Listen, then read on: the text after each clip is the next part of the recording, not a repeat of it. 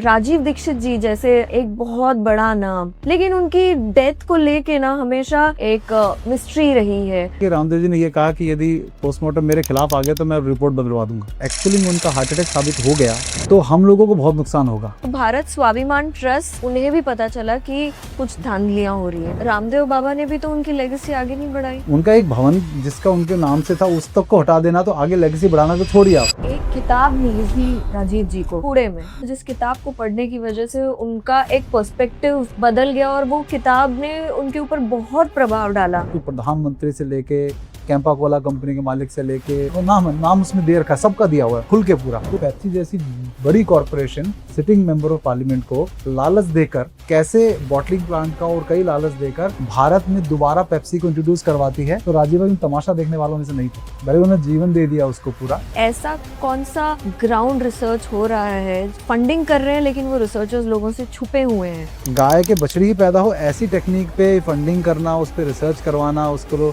ये काम हो रहे हैं। ये फंडिंग के कारण राजीव भाई ने भी केजरीवाल के साथ मंच साझा करने से मना कर दिया था। क्लेम आया था कि कैंसर आयुर्वेद से ठीक हो सकता है। तो जो ये कैंसर जैसे रोग हैं उसका निवारण जो है वो गोमूत्र में है। गोमूत्र का पेटेंट लिया हुआ है। पेटेंट लिया हुआ है, अमेरिका ने उसके ऊपर पेटेंट लिया हुआ है। गुण यदि गोमूत्र में नहीं है तो क्यों पेटेंट लिया है? गाय के गोबर का रस पीने से नॉर्मल डिलीवरी 100% होती है। एक का तो बच्चा डेड था घर में, वो 1-2 दिन पहले डेथ हो गई बच्चे की, पता नहीं था उनको। गाय के गोबर का रस पीने के बाद वो डेड बच्चे को भी उस बाहर निकल गया जी।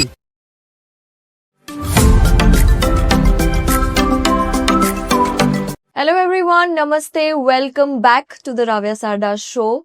आज हम बात करेंगे एक ऐसी मिस्ट्री की, एक ऐसे इंसान के बारे में जिन्हें हम भूलते जा रहे हैं। मॉडर्न आयुर्वेदिक साइंस के बारे में आपने सुना होगा, और जब भी हम मॉडर्न आयुर्वेदिक का नाम लेते हैं तभी एक शख्स का नाम जरूर हमारे सामने आता है, राजीव दीक्षित जी का। उन्होंने हमारे देश के लिए जो किया, जो बोला, आज हम जानते तो हैं लेकिन उनके बारे में हम नहीं जानते। उनकी लेगेसी का क्या हुआ, उनकी डेथ तो एक मिस्ट्री ही है। तो आज ये सारी बातों के लिए हमारे साथ जुड़े हैं वीरेंद्र जी, जो उनके विचारों को आगे बढ़ाने का काम कर रहे हैं। Please welcome Virendra ji. नमस्ते। नमस्ते। नमस्ते वीरेंद्र जी, जैसे कि आज का टॉपिक ही हमारा अराउंड मॉडर्न आयुर्वेदा है जी। तो राजीव दीक्षित जी जैसे हम सभी जानते हैं एक बहुत बड़ा नाम, बहुत बड़ा नाम, लेकिन उनकी डेथ को लेके ना हमेशा एक सस्पेंशन रहा है, एक मिस्ट्री रही है जी। तो क्या हुआ था उस समय वो लोगों को पता नहीं है, और कभी उनकी फैमिली से भी कोई आगे आया नहीं है कोई क्लैरिफिकेशन देने के लिए या कुछ एड्रेस करने के लिए कि क्या हुआ था। देखिए, परिवार से तो उनके आगे पहले तो मैं आपको धन्यवाद करना चाहूंगा कि राजीव भाई के विषय को लोगों को बताने का आपने अवसर दिया। और जैसे आपने फोन किया तब से मैं सोच रहा हूँ कि कैसे इस पॉडकास्ट के माध्यम से राजीव भाई के विचारों को सकारात्मक तरीके से लोगों तक पहुंचाया जाए। और जहां तक आपने कहा कि उनके परिवार के लोग क्यों नहीं आगे आए, परिवार के लोग आगे आए थे। जब उनका देहांत हुआ था तब भी आगे आने की कोशिश की थी, लेकिन एक सम्मान पूर्वक जो व्यवहार वो रामदेव जी के साथ उनका होता था, उस कारण से जो भी निर्णय था रामदेव जी के ऊपर छोड़ दिया था कि आप उनके भले संभाल लो। हाँ, और स्वयं उस समय दुख में होता है व्यक्ति तो बहुत कुछ नहीं सोच पाते हैं, लेकिन फिर भी उनकी तरफ से थोड़ी ये रही कि लोगों ने उनको रिमाइंड भी करवाया कि उनका पोस्टमार्टम होना चाहिए, करवा रहे थे। लेकिन वो अनिर्णायक, जो निर्णायक स्थिति में व्यक्ति फंस जाता है कि क्या निर्णय लें, क्या ना लें, क्या मैं ऐसा निर्णय लूं तो उस पर क्या प्रभाव पड़ेगा। तो उन्हें लगा कि आप बड़े लोग देख लीजिए जैसा आपको ठीक लगे। उन बड़े लोगों ने अपने विषय के हिसाब से निर्णय लिया। फिर उन्होंने फिर इम्पार्शियल होकर निर्णय नहीं लिए, जिसमें उनको लगा था कि इसको करने से हमारा क्या फायदा होगा या नुकसान होगा, उसके हिसाब से उन्होंने निर्णय लिए। तो वहां जो है परिवार की भूमिका जो है थोड़ी सी पीछे की तरफ हो गई, जिसको जो उन्होंने जानबूझकर नहीं किया, क्योंकि कोई अपने परिवार के सदस्य को खोकर ऐसा तो नहीं करेगा कि उसके साथ कुछ अन्याय हो जाए।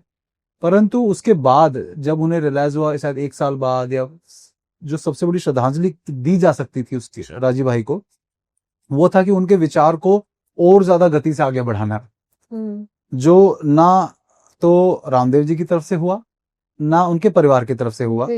और जो उनके भाई हैं उन्होंने भी जिस प्रकार से जो पहले वर्ष में जिस प्रकार से हजारों लोग जुड़े थे सेवाग्राम वर्धा में जहां वो रहा करते थे, उसके बाद से वो संख्या घटती ही गई।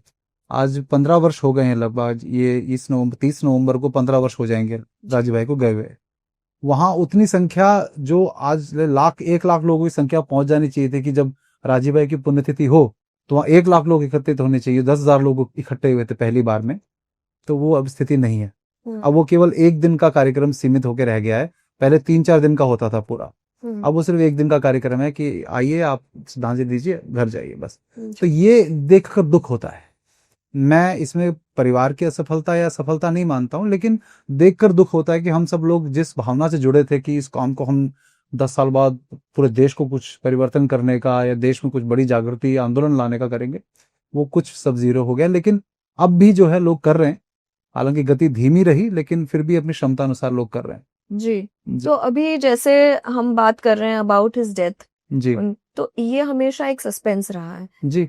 क्या हुआ था उस समय, उस दिन क्या हुआ था, क्या आपको पता है? देखिए, जो भिलाई में उनके व्याख्यान को जो भारत स्वाभिमान ट्रस्ट है, आपको जानकारी है भारत स्वाभिमान ट्रस्ट? जो अगर ऑडियंस को नहीं पता है मैं बता देता हूँ कि जनवरी 2009 में एक ट्रस्ट का गठन हुआ था जिसका नाम था भारत स्वाभिमान ट्रस्ट जी। राजीव भाई उसके सचिव थे और वो बनाया गया था रामदेव जी के द्वारा और राजीव भाई के द्वारा। एक मिला जुला स्वरूप था जो राजनीतिक विकल्प देने का भी एक उनका उद्देश्य था 2014 के चुनाव में, जिसमें पूरे देश भर में बहुत बड़े स्तर पे कैंपेनिंग शुरू हुई थी, मेंबरशिप का आना शुरू हुआ था, बड़े यूथ जो है बहुत बढ़ चढ़कर उसमें भाग लेना शुरू किया था। मेंबरशिप जैसे आज यदि आप देखें तो कोई जैसे बहुत बड़ी पॉलिटिकल पार्टी जो एक राजनीति में बहुत बड़ा बदलाव लाना चाहती है, तो राजीव भाई उसके मुख्य पुरोधा के रूप में सामने आए और पूरे देश भर का उनका भ्रमण चल रहा था। तो उसी के अंतर्गत वो 2010 में नवंबर में वो भिलाई के प्रवास पे थे।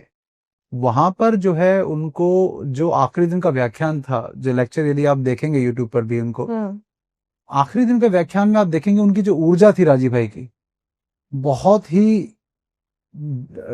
ढलान की ओर थी। बिल्कुल उनकी आवाज में ऊर्जा नहीं है, चेहरे में रौनक नहीं है, बात करने में भी यदि वो भारत माता की जय भी बोल रहे तो हाथ भी आधे ही उठ रहे हैं उनके, कुछ मतलब ऐसा था, ऑफ था कि लगा था थकान होगी उसकी। लेकिन उसी दिन शाम को उनके साथ जो है ये दुर्घटना हो जाना, उनका देहांत हो जाना, वो ये दिखाता है कि कुछ गड़बड़ पहले से होना शुरू हो गई थी। और जहां तक मेरा प्रश्न है, मैंने उनके लैपटॉप पे उनकी ईमेल का एक्सेस था मेरे पास 2011 में, जब मैं उनके परिवार के साथ 4 साल रहा, मैं 2011 से 14 तक। तो मैं उनके जितने भी आज वीडियोस आप देख रहे हैं यूट्यूब पे जो एडिट है 1 घंटे 2, जो आपने भी देखे होंगे, वो सब ओरिजिनली एडिट किए हुए हैं हमारे उसी उनकी लाइब्रेरी में बैठकर उनके लैपटॉप पर ही। तो उसमें ईमेल एक्सेस था। तो जो उनके भाई हैं उन्होंने मुझे कहा था कि वीरेंद्र भाई इसमें से थोड़ा डाटा निकालो कि कुछ काम का डाटा निकलता है क्या, इलाज भी, क्योंकि इलाज भी बताते थे वो, होम्योपैथी का बहुत अच्छा इलाज जानते थे। तो वो ईमेल पर लोगों को सबको रिप्लाई करते थे। ये मैंने उनका जो ईमेल पे पैटर्न देखा, सबको बहुत प्रिय, जैसे आपको लेके प्रिय राव्या जी, ऐसे ऐसे ये लिखेंगे। पहले हिंदी नहीं होती थी, गूगल हिंदी नहीं हुआ करती थी, तो वो इंग्लिश में ही प्रिय वीरेंद्र जी या प्रिय राहुल जी, जो भी उन्होंने लिखना है वो लिखकर फिर रिप्लाई किया करते थे। तो मैंने देखा कि लोग उनसे पूछा करते थे कि भारत स्वाभिमान ट्रस्ट में कुछ उनको लगता है कि गड़बड़े हो रही हैं, कुछ गड़बड़ियां हैं, ठीक नहीं चल रहा है जैसे चलना होता है आप। तो वो कहते थे कि अब पब्लिकली बोल नहीं सकते, तो उन्होंने कहा कि हाँ कुछ है, लेकिन हम देखेंगे, हर संस्था में अंतर्गत कुछ चलता रहता है, देखेंगे। तो लेकिन इस रूप में सामने आएगा कि उनको देहांत ही हो जाएगा उनका, क्योंकि जैसे व्याख्यान देने के बाद जो आखिरी वीडियो देखेंगे कि वो एक बिल्डिंग है उसके अंदर गए हैं, उसके बाद का वीडियो उनके पास उनका नहीं है। आखिरी दिन का व्याख्यान यदि आप देखेंगे कि जो जिस बिल्डिंग में वो गए हैं, जब तक उनका वीडियो बना है, उनके चलने में भी बहुत ढीलापन सा हो रहा है, बहुत ज्यादा ऊर्जा नहीं है चलने में भी। तो एक जो ब्रह्मचारी व्यक्ति, जो ब्रह्मचर्य से रहा है हमेशा, क्योंकि उनकी वाणी में जो सब उनकी वाणी से ही प्रेरित होते थे, उस दिन वो वाणी में वो ओज नहीं था, तो कुछ मिसिंग था। लेकिन फिर बाद में जब ये उनके साथ हुआ, और मैं स्पष्ट कर दूं ये बात कि मैं उनके साथ कभी काम नहीं किया है, उनके देहांत के 9 महीने बाद उनको सुना है, उसके बाद अपना जीवन पूरा समर्पित किया है उनके विचारों के प्रति। और मुझे लगता है कि उनके जब देहांत का समाचार आया, उस समय भी हमको नहीं पता था कि ऐसा कोई व्यक्ति एग्जिस्ट करता था जब उनका देहांत हुआ जिस वर्ष में। और ये अंतिम समय में जो लोग उन्होंने बताया कि उनको हार्ट अटैक हुआ, वो बाथरूम में गिर गए, उनको पसीना पसीना आया, फिर उनको ले जाया गया हॉस्पिटल, जी और फिर रामदेव जी ने उनको कहा कि आप दवाई ले लो, आपको हार्ट अटैक आया है। क्योंकि रामदेव जी बाद में कई कई वीडियोस में उन्होंने कहा कि उनको डायबिटीज का प्रॉब्लम था, उनको बीपी का प्रॉब्लम था, ये सब बता रहे हैं वो। तो ऐसा उनके परिवार के पिताजी का इंटरव्यू भी मेरे चैनल पे है, आप देखेंगे तो उन्होंने स्पष्ट बोला है कि ऐसा कोई प्रॉब्लम उनको नहीं था जी और उनको किसी प्रकार की कोई बीमारी नहीं थी। लेकिन उन्होंने कहा कि मैं अंग्रेजी दवाई नहीं खाऊंगा, और उन्होंने जिस भी कारण से इंड्यूस था हार्ट अटैक, नेचुरल था, वो पता नहीं लग पाया क्योंकि पोस्टमार्टम नहीं होने दिया गया। तो वहां फिर उनके रात को समय उनका फिर दोबारा कहते 2 या 3 बार हार्ट अटैक उनको आया और रात में उनका देहांत हुआ। उनके परिवार को सूचित किया गया। फिर वहां से उनकी जो बॉडी का स्थिति थी वो ऐसी थी कि नॉर्मल सामान्य बॉडी थी, लेकिन जब वो लाई गई कनखल में, जेट भेजकर मंगवाया गया रामदेव जी के द्वारा, जेट भेज मंगवाया गया तो उनकी बॉडी नीली पड़ी हुई थी। तो उन्होंने ये बताया कि उनकी बॉडी को, कि जब बॉडी को प्रिजर्व सड़ने ना पाए, बॉडी को प्रिजर्व करने के लिए इंजेक्शन दिया जाता है। जी तो वो इंजेक्शन दिया जाता है तो इस वजह से वो नीला पड़ गया। उन्होंने एक्सक्यूज ये दिया, जी जैसे लाल बहादुर शास्त्री जी के केस में भी ऐसा ही हुआ। हाँ हाँ तो अब उन्होंने कोई कहा, एक्सीडेंट याद आ रहा था मुझे। हाँ, तो अब उन्होंने कहा कि भाई यदि व्यक्ति की मृत्यु हो गई है, आपको इंजेक्शन यदि लगा रहे हैं, तो उसके बाद वो जो भी दवाई है वो सर्कुलेशन ब्लड तो चल नहीं रहा है, वो पूरे बॉडी को में कैसे पहुंच जाएगा। करेक्ट तो एक्सक्यूज बताओ, वो फिर बैठ के वहां आंदोलन करने लगे लोग कि भाई आप पीएम करवाइए, पोस्टमार्टम करवाइए। लेकिन एक कमरे में 4-5 लोग बैठे जिसमें रामदेव, उनके भाई और 3 लोग और शामिल थे। उन सब ने बैठ के निर्णय लिया कि क्या किया जाए। और यदि आप 2011 की एक वीडियो है, उसके 10 इनके देहांत के 10 दिन बाद की, जी 1 महीने बाद की, जिसमें एक शोक सभा आयोजित की गई है सेवाग्राम वर्धा में। वहां पर लोग बड़े आंदोलित हुए थे, बहुत सारे लोग देश भर से आए थे। उन्होंने बहुत कुछ वहां पर पोल पट्टी खोली थी बहुत लोगों की, उसके वीडियो भी वायरल हुआ था। अच्छा हाँ, तो वो उसमें बहुत कुछ उन्होंने लोगों ने बोला था। तो वो वीडियो पूरी क्या बोला 4-5 लोगों घंटे, ने? यही कि उनके साथ कोई भावनात्मक रूप से कुछ बोल गया, कोई से चुप करवा रहे, इतना मत बोलो, ये मत बोलो, कि भाई आपको हम उनके राजीव भाई के भाई बैठे हुए थे साथ में। तो एक व्यक्ति है जो उनके साथ रहा है, वो बोलता है कि मैं प्रदीप भाई को बोल रहा हूँ कि आप पोस्टमार्टम करवाइए, ये करवा ही नहीं रहे थे। वो पीछे बैठे हैं, he saying nothing. Pradeep Dikshit का एक एटीट्यूड है कि वो बहुत जल्दी कुछ रिएक्ट नहीं करते हैं, ही जस्ट कीप्स लिसनिंग। तो उसकी वजह से तो अब कई लोग बोले, अरे नहीं ऐसे क्यों बोल रहे हो आप। तो उस वीडियो में बहुत कुछ बोला गया। उसमें एक व्यक्ति ने ये तक बोल दिया वहां पर उस वीडियो में कि कहीं राजीव भाई के पोस्टमार्टम कराने की वजह से यदि एक्चुअली में उनका हार्ट अटैक साबित हो गया तो हम लोगों को बहुत नुकसान होगा। क्योंकि इनकी जो पूरी एक साख है ना कि भी तुम्हारा इतना बड़ा जो वक्ता था, तुम्हारा जो सचिव था, वही हार्ट अटैक से चला गया, तो तुम्हारा इतना आयुर्वेद के ऊपर बात करने का क्या फायदा। तो कहीं वो ना निकल आए, इस कारण से भी ना करवाया जाए तो ज्यादा अच्छा है। ये निर्णय उन्होंने अपने अपने अपने उद्देश्य थे जी सबके तो अपने अपने हाँ, उद्देश्य थे अलग। क्योंकि उनके भाई जो है वो बड़ा निर्णय जल्दी नहीं ले पाते, उनका एक उनकी नेचर है ऐसी। जी क्योंकि मैं 4 साल रहा तो मुझे पता है।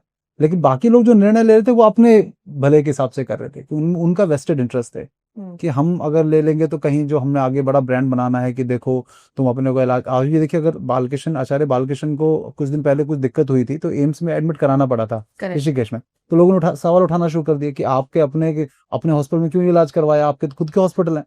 तो लोग बड़ा मतलब स्क्रूटनी करते हैं बहुत, कि एक एक चीज को ऑब्जर्व करते हैं। इवन मैं भी अगर चश्मा पहना हुआ है तो लोग कहते हैं अरे आप राजीव भाई को फॉलो कर, आपका चश्मा क्यों नहीं हटा। मगर जब मेरा नंबर इंक्रीज या डिक्रीज नहीं हो रहा है या घट रहा है, तो जब तक 0 नहीं होगा तब तक तो हटेगा नहीं ना। तो मैं चाहे कम नंबर का भी पहनूंगा, पहनना तो पड़ेगा। तो ये जो लोगों के अंदर है कि राजीव भाई कहीं हार्ट अटैक ना प्रूव हो जाए, तो इसलिए ना करवाया जाए तो ज्यादा सेफ साइड में है।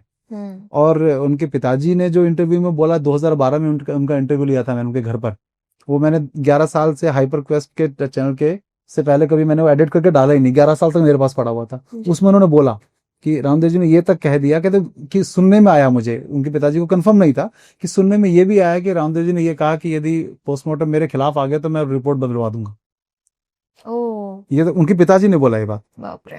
तो यहाँ तक तो उनके पिताजी बिल्कुल बेबाक बोलते हैं कि क्या पता है रामदेव जी को जेनेटिक क्या होता है, कि जेनेटिक बीमारी थी। वो तो बहुत बेबाक थे कि अब वृद्ध हैं बहुत, उनके पास खोने के लिए कुछ है नहीं, तो वो बेबाक अपने बेटे के बारे में बोलेंगे जरूर। तो मेरे साथ, मैं तो परिवार की तरह उनके साथ रहा करता था, तो वो बेबाक मेरे साथ बात करते थे। तो ये विषय है कि राजीव भाई की मृत्यु जो हुई उसके बाद जब कनखल लाया गया उनको, वहां पर भी जब उनकी फिर जल्दबाजी में सब निर्णय लेकर उनका अंतिम संस्कार कर दिया गया। और किसी की बात, जो भी आंदोलन कर रहे थे वहां पर लोग कि भाई इनका पोस्टमार्टम कराए, किसी की नहीं सुनी गई। अब वो उसके अंदर कई बातें निकल के आती हैं। आप ये देखिए क्या होता है कि 2000 भारत में जो सरकारें बनती हैं वो हमारी मर्जी से नहीं बनती हैं।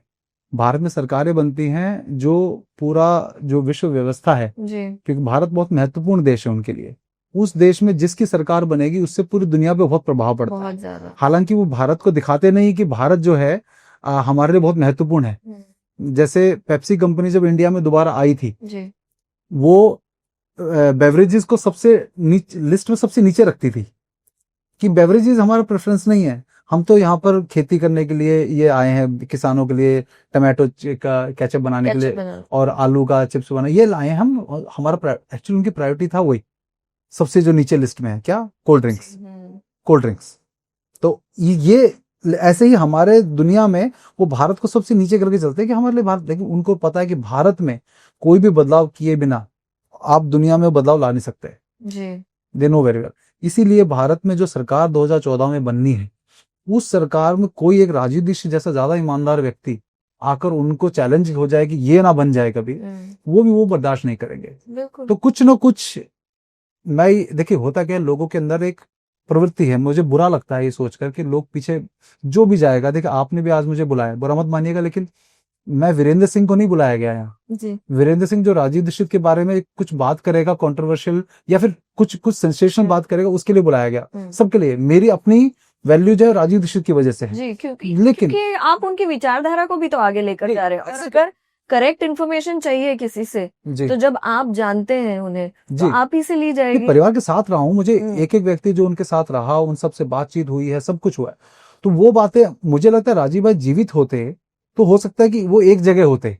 आज वो जीवित नहीं है तो वो सबके साथ में है, जो सच कर रहा है वो भी, जो गलत कर रहा है उसके साथ भी है वो। लेकिन जो अपनी अपनी समझ, अपनी अपनी क्षमता या अपनी अपनी बुद्धि के अनुसार जो काम कर रहा है, कोई गलत भी उनका फायदा उठा रहा है, कोई सही भी फायदा उठा रहा है, जिससे समाज को दिशा मिल रही है, तो ये होगा। लेकिन आज मैं कहता हूँ उनके परिवार के साथ रहकर जो हमको जानकारियां मिली, उससे समझ में आता है कि वो व्यक्ति कहीं ना कहीं उसका काम ही था कि देश के, अपने परिवार के साथ भी नहीं रहता था। वो अपने पिताजी से बोलते हैं कि मुझे प्रेम है आपसे, लगाव नहीं है, मतलब मैं आप लोगों से प्रेम करता हूं लेकिन मैं लगाव नहीं कि आपके साथ ही रहूंगा ना, मैं काम करूंगा देश का ही। इतना बलिदान कोई व्यक्ति करता है तो बहुत बड़ी बात है। तो हमें लगता है कि उनके विचार को केवल उनकी मृत्यु और शरीर तक सीमित रखकर बात करना, ये उनके विचार के साथ अन्याय या उनका अपमान है जी।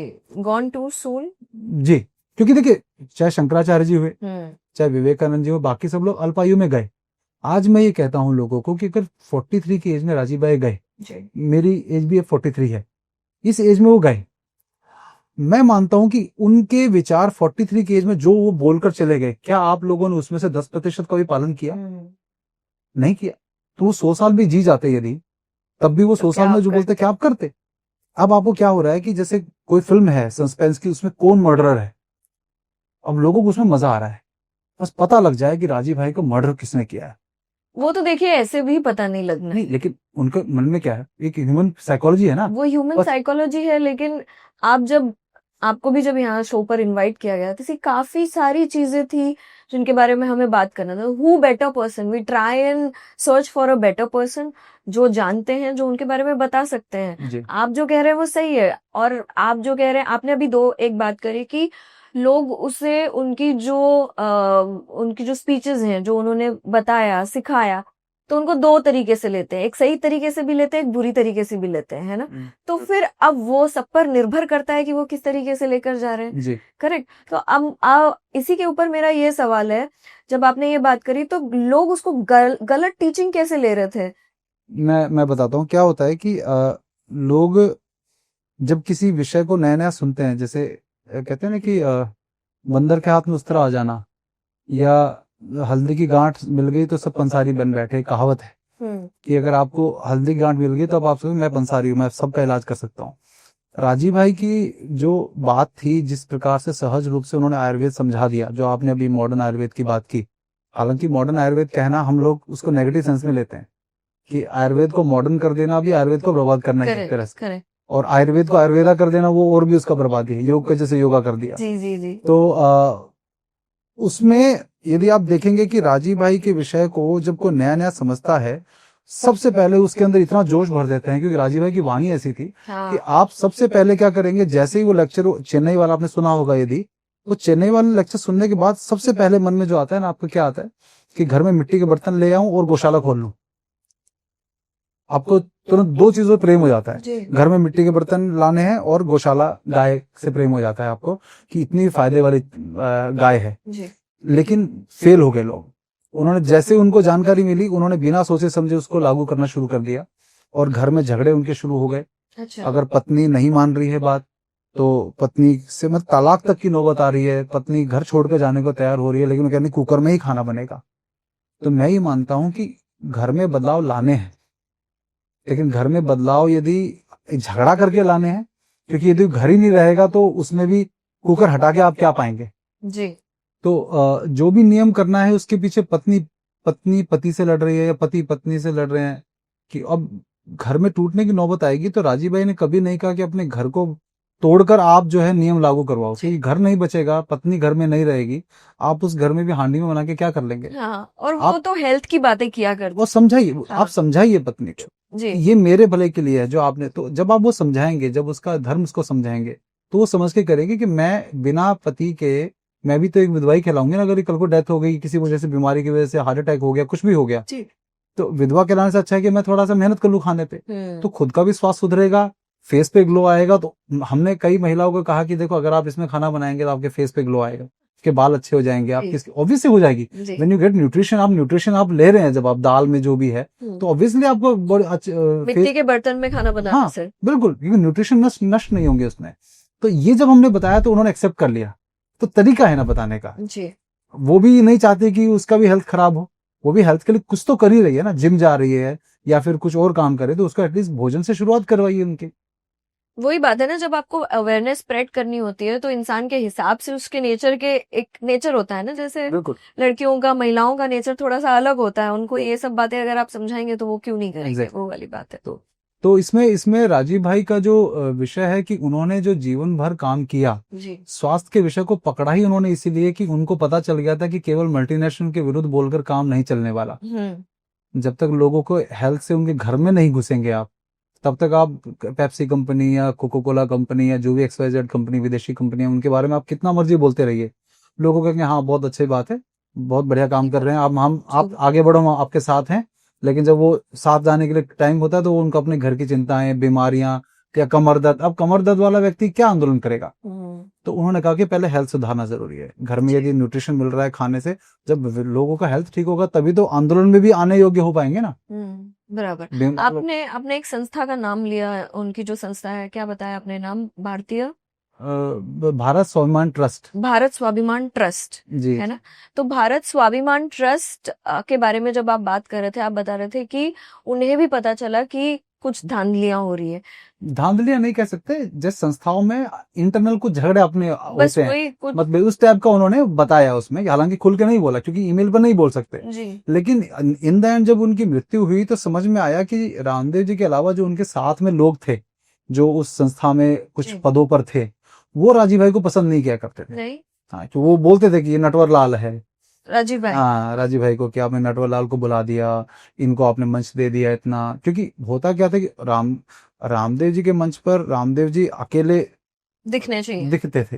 हाँ। अब उनके साथ कोई व्यक्ति दिख रहा है जो इतना बढ़िया बोलता है, उनसे भी बढ़िया बोलता है, हाँ। उसका ज्यादा प्रचार हो रहा है, तो रामदेव जी को इनसिक्योरिटी भले ना हो, बाकी लोग उनके कि भाई आपने इनको मंच दे दिया, इनको देखो वो बोल रहे हैं। अब होता क्या है कि दूसरा व्यक्ति, जब सफल व्यक्ति या बढ़िया कोई ज्ञानी व्यक्ति आपके समक्ष आ जाता है, इनसिक्योर आप हो जाते हैं, तो आप लोग उतनी ओजस्वी तरीके से बोल नहीं सकते, विषय को प्रस्तुत नहीं कर सकते, इतना ज्ञान धारा प्रवाह बिना देखे। तो जब वो बोल रहे हैं तो ये जेलसी होती है, ईर्ष्या का भाव जिसे विकार कहते हैं। इस ईर्ष्या में व्यक्ति फिर क्या करता है, भले ही राजीव दीक्षित किसी का कोई नुकसान नहीं कर रहे उन सब का, लेकिन वो मन ही मन में कहीं उनके प्रति कुछ पाल लेते हैं कि ये व्यक्ति को ज्यादा लाइमलाइट मिल रही है, वो मिल रही है। तो ये भी कहीं ना कहीं होता है कि आप भले ही करवाएं नहीं कुछ उनके साथ गलत, लेकिन रोकते भी नहीं है फिर आप। हाँ, रोक भी नहीं है। करेक्ट। लेकिन जैसे आपने बताया कि राजीव जी की फैमिली ने रामदेव बाबा को रामदेव जी को दे दिया कि ठीक है आप हैंडल कर लो आगे का सब, उन्होंने कुछ सवाल जवाब या क्लैरिफिकेशन कुछ नहीं दिया है ना। पर अगर देखा जाए तो रामदेव बाबा ने भी तो उनकी लेगेसी आगे नहीं बढ़ाई, एग्जैक्टली। कुछ नहीं मैं किया वही आगे। मेरा मेरा मेरा कंसर्न सबसे बड़ा वही है कि यदि उन्होंने करवाया नहीं करवाया, सब लोगों को इसमें ही बात करने में आनंद आ रहा है, 15 साल हो गए आज, जी लेकिन उनको उसके बाद जितना उनके पास धन समृद्धि सब थी, व्यवस्था सब था, उनके संसाधन थे, उसमें वो राजीव भाई के विचार को बहुत बड़े तरीके से आगे बढ़ा सकते थे। जी जिसमें उनको देश भर में आज उनके राजीव दीक्षित भवन करके पतंजलि में एक बिल्डिंग थी जिसका नाम था राजीव दीक्षित भवन, आज शायद उसको भी बदल दिया गया है। मुझे सुनने में आया, हालांकि क्योंकि मैं जाता नहीं हूं, मैं लेकिन उसको बदल दिया गया। तो उनका एक भवन जिसका उनके नाम से था, उस तक को हटा देना, तो आगे लेगेसी बढ़ाना तो छोड़िए आप। तो विषय यह है कि उनकी लेगेसी को इतने सारे पतंजलि केंद्र हैं या इनके पास चैनल है, उस पर कुछ साल तक तो इन्होंने आधा आधे घंटे कुछ उनके लेक्चर दिखाए कुछ दिनों तक, जब तक 1 साल को रहा। लेकिन जैसे जैसे वो पुराना होता गया, उनके लेक्चर्स वगैरह या उनके विषय को लेकर कुछ आगे काम किया जाए।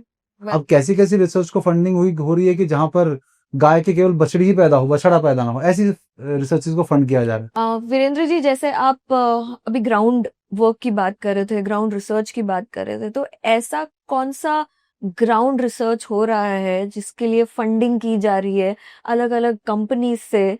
हम एक बड़ा नाम भी जानते हैं, जैसे हम रामदेव बाबा के बारे में बात कर रहे थे कि फंडिंग कर रहे हैं लेकिन वो रिसर्चर्स लोगों से छुपे हुए हैं।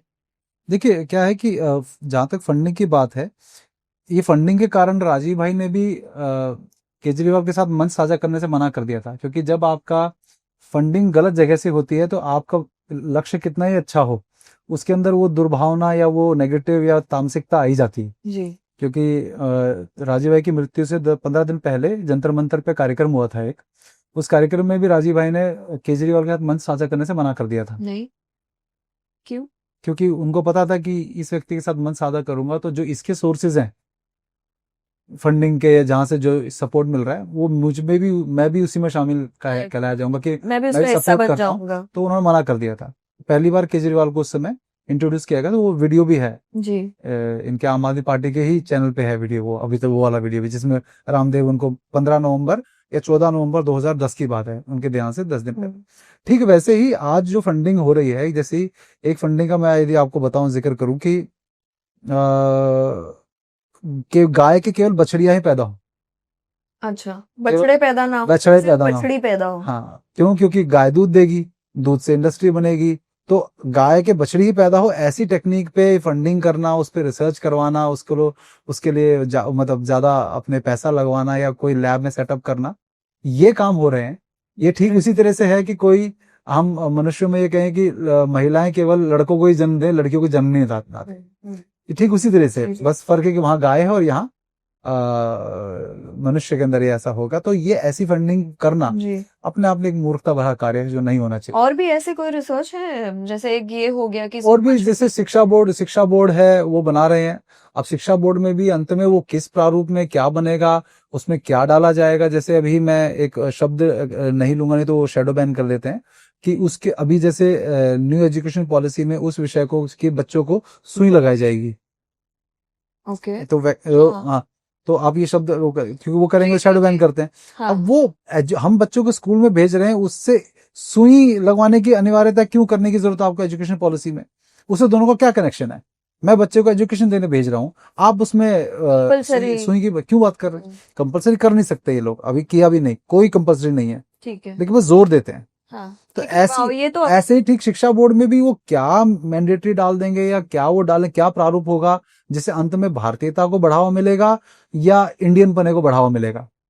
क्योंकि इंडिया से भारत की यात्रा जो करने की बात राजीव भाई करते थे, वो नहीं हो पाएगी। भारत से इंडिया की यात्रा लोग करने लगेंगे उल्टा। जो आज इंडिया हम बनाने में लगे हैं, हमें भारत बनाना है जी। तो ऐसी कोई रिसर्च करवानी पड़ेगी। और बड़ी बात यह है कि उनके विषय को आगे बढ़ाने के लिए इनके पास संसाधन है, सब कुछ है, लेकिन ये लोग उसको उस रूप में राजीव भाई के रूप में नहीं आगे बढ़ा रहे जैसे वो चाहते थे। क्यों? क्योंकि राजीव भाई वेतनभोगी व्यक्ति नहीं थे, इनके वो विचार पे काम करने वाले व्यक्ति थे। तो विचार पे काम करने वाला व्यक्ति किसी भी चीज में मिलावट नहीं बर्दाश्त करेगा, और ये चाहते थे हर चीज में, जैसे कि उत्पाद हो गए, अब उत्पादों को भारतीयकरण कर देना, यदि मैं मानो जैसे कई कंपनियां हैं जो कोल्ड ड्रिंक बनाती हैं इंडिया की, हम्म, अब हम ये कहें कि ये तो भारतीय कंपनी है, स्वदेशी कंपनी हो गई, अब इसने ये कोल्ड ड्रिंक का विकल्प बना दिया है, जो ये है कोल्ड ड्रिंक ही, इंग्रेडिएंट्स वही डल रहे हैं, लेकिन आप पीना शुरू कर देंगे तो आप स्वदेशी कहलाएंगे, जी मेरे अंदर स्वदेशी की भावना जाग जाएगी। नहीं, मूर्खता है। आप उस कोल्ड ड्रिंक से बीमार होने वाले हैं, इस कोल्ड ड्रिंक से बीमार होने वाले हैं। कोल्ड ड्रिंक